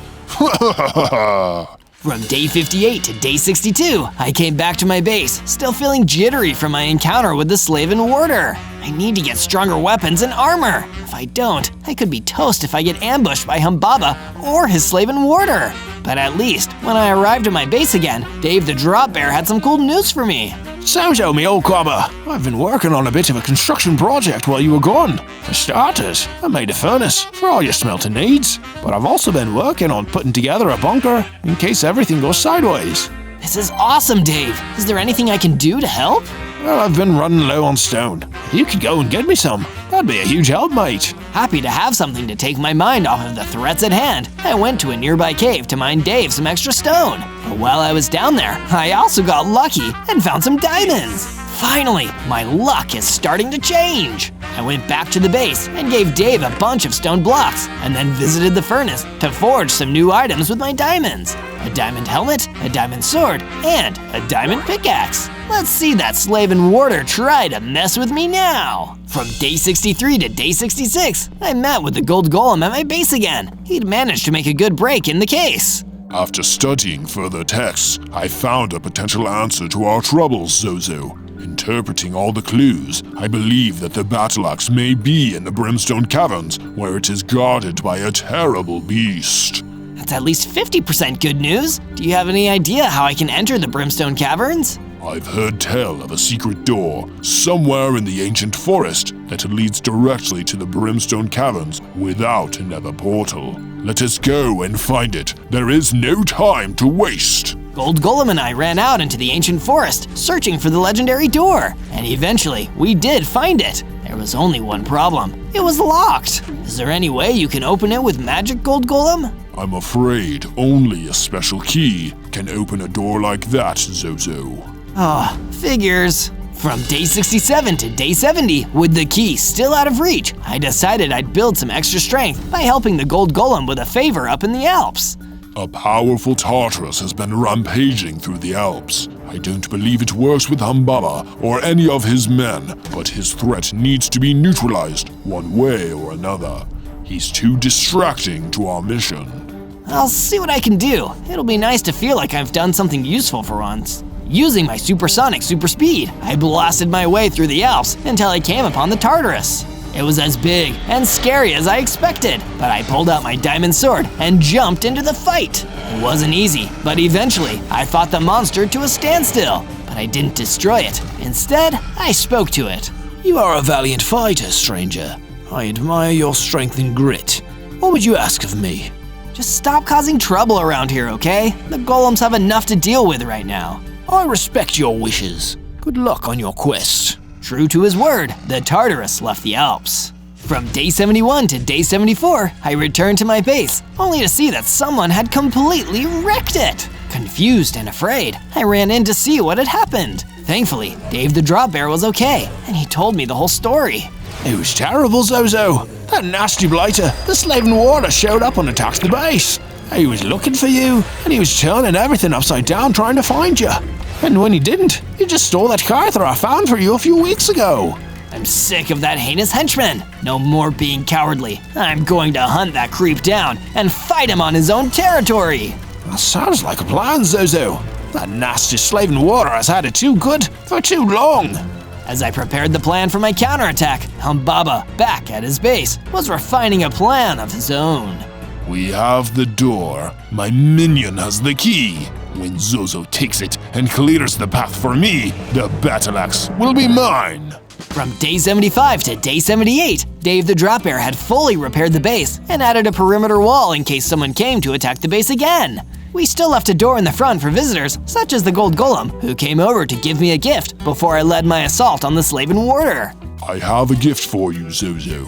A firework crossbow. It's a powerful ranged weapon that may give you the advantage you need. Wow, Gold Golem, this is awesome! Thank you! We have a lot riding on this quest, Zozo. I have reason to believe that the Slaven Warder may hold the key to opening the door in the ancient forest. If you can defeat the warder, you can defeat Humbaba once and for all. Finally understanding the true importance of my mission, I took the firework crossbow and left to battle the Slaven warder outside of Humbaba's base. From day 79 to day 84, I arrived outside Humbaba's base, ready to face the Slaven warder. He was waiting outside, like he knew that I was coming. I will destroy you now, Zozo, to show my loyalty to my beloved king! That might be the saddest thing I've ever heard, dude. I fired my firework crossbow at him, stunning him before running in with my super speed and delivering a volley of attacks with my diamond sword. I never gave up, just striking him again and again. Once my assault was over, the Slaven warder was destroyed, and I had enough XP to level up again. I reached full power and full speed with 100 hearts and a whirlwind attack. The Slaven warder also dropped both my Kythar and a key to the door in the ancient forest. Huh, that's convenient. Still, I can't look a Slaven warder in the mouth. Time to go and get that battle axe. And so, I set off back towards my base, having no idea that I was playing right into Humbaba's hands. From day 85 to day 89, before heading to the door in the ancient forest, I arrived at my base to give Dave the Drop Bear the good news. So you found the key after all. Good on you, mate. Since we're sharing good news, I'm pretty much done with the defense bunker. If you want, you can add the final block. I'd be honored to, Dave. I added the last block, finishing the bunker for good, and then I ran over to the ancient forest door. It's now or never. Time to get this battle axe. I unlocked the door and went inside. The brimstone caverns were dark and frightening, and I remembered what the gold golem had told me about the frightening monster guarding the battle axe. And then I ran into the monster, a huge, scary Cerberus. Good doggy? I unleashed a whirlwind attack on the Cerberus and then pulled out my Kythar. The Cerberus was one of the toughest and most vicious enemies I'd faced, but in the end, I defeated it. The battle axe was mine! From day 90 to day 94, I was ready to leave the Brimstone Caverns with my battle axe and defeat Humbaba and his evil minions once and for all. I expected I'd need to go all the way to his base to fight him, but no. He was waiting for me in the Brimstone Caverns, staring into my soul. Thank you for collecting my battle axe for me, Zozo. I would have done it myself, but being the king of beasts is busy work. Me and the other animals will never accept you as our king. You have no authority. Oh, believe me, Zozo. With that axe, I have all the authority I need. No golem nor beast will be able to stand against me. Because I'm feeling generous, I'll give you one more chance. Since the Slaven warder is gone, I need a new second in command. It could be you. It'll never be me. Ever! Fine, then perish. And just like that, the ground exploded beneath me, and I fell down into a chasm in the floor. I was knocked out, and when I woke up, I realized that the battle axe was gone from my inventory. Oh no, Humbaba must have taken it. From day 95 to day 97, I used my wall climbing ability to get out of the pit that Humbaba had trapped me in. With the battle axe, I had no way of knowing what terrible things he could be getting up to now. I left the Brimstone Caverns at light speed, needing to get to the Alps and warn the gold golem that Humbaba was probably going to come straight for them. And I was right, but I was too late to do anything about it. The golem's fortress was in ruins, and the only survivor, the gold golem, was barely clinging on to life. I ran in and tried to help him, but it was too late. Zozo, you're alive, so that monster lied. That's a small solace, at least. I'm so sorry that I wasn't here in time to save you, Gold Golem. You did so much for me, and I let you down. Don't worry about me, Zozo. You need to go back to your base. That's where he'll be heading next. Go, quickly, before it's too late, my son. The Gold Golem was right. As he passed on, I ran off in the direction of my base as quickly as I possibly could. On day 98, I returned to my base, only to find that more terrible things had unfolded. The whole place was in ruins, and Dave the Drop Bear was hiding behind a piece of mostly destroyed wall, trying to remain hidden. Oh no, even moving at the speed of sound, I still wasn't fast enough to stop Humbaba. When he heard my voice, Dave finally felt safe enough to emerge. Crikey, Zozo, I thought you were a goner. I'm so happy you're okay, mate. I'm only alive because I hid inside the bunker we made. I'm so sorry that I didn't get back in enough time to stop Humbaba from doing all of this. I don't even have the battle axe anymore. He took that too. We've got no hope of stopping him. Don't talk like that, Zozo. You've gotten us this far. I just know you can take us the rest of the way. You're the fastest thing alive, aren't you? If that nasty creep stole the battle axe, who better than you to steal it back and end all of this? You're right, Dave. I need to run towards this, not away from it. It's time for us to finally win. So, at the speed of sound, I set off to take back what was rightfully ours. On day 99, I blasted through the ancient forest towards Humbaba's base. Nothing would stop me from getting inside and stealing back that axe. You're gonna regret ever messing with this supersonic Humbaba. I arrived and did a super jump over the wall, clearing it effortlessly. When I landed, I saw Humbaba standing there, seeming surprised to see me. Are you here to submit to me, Zozo? Nope, I'm not here for you at all. I sped off, running away from Humbaba and traveling deeper into his base until I came upon a chest that looked important. I looked inside and found exactly what I was looking for, the battle axe. I could feel the power, the strength, and the pull of destiny. I was ready to take on the beast that had caused so many people so much pain and get rid of him and his evil for good. On day 100, full of power and fury, as well as my incredible speed, I returned to Humbaba, wielding the battle axe I'd taken back from him. The wannabe king of beasts was waiting for me. Are you this eager to be destroyed, Zozo? You're traveling towards a dead end at the speed of sound. All the chances I've given you to give up and swear fealty to me, your true king. The only thing you're the king of is being an arrogant windbag. I'm sick of hearing you brag and posture about how cool you are when all you do is destroy things. You're not a ruler, you're a monster. If I'm a monster, Zozo, come and slay me if you think you are strong enough. Careful what you wish for, your highness. The battle was on! Using my supersonic speed, I unleashed a whirlwind on Humbaba, throwing him off his rhythm.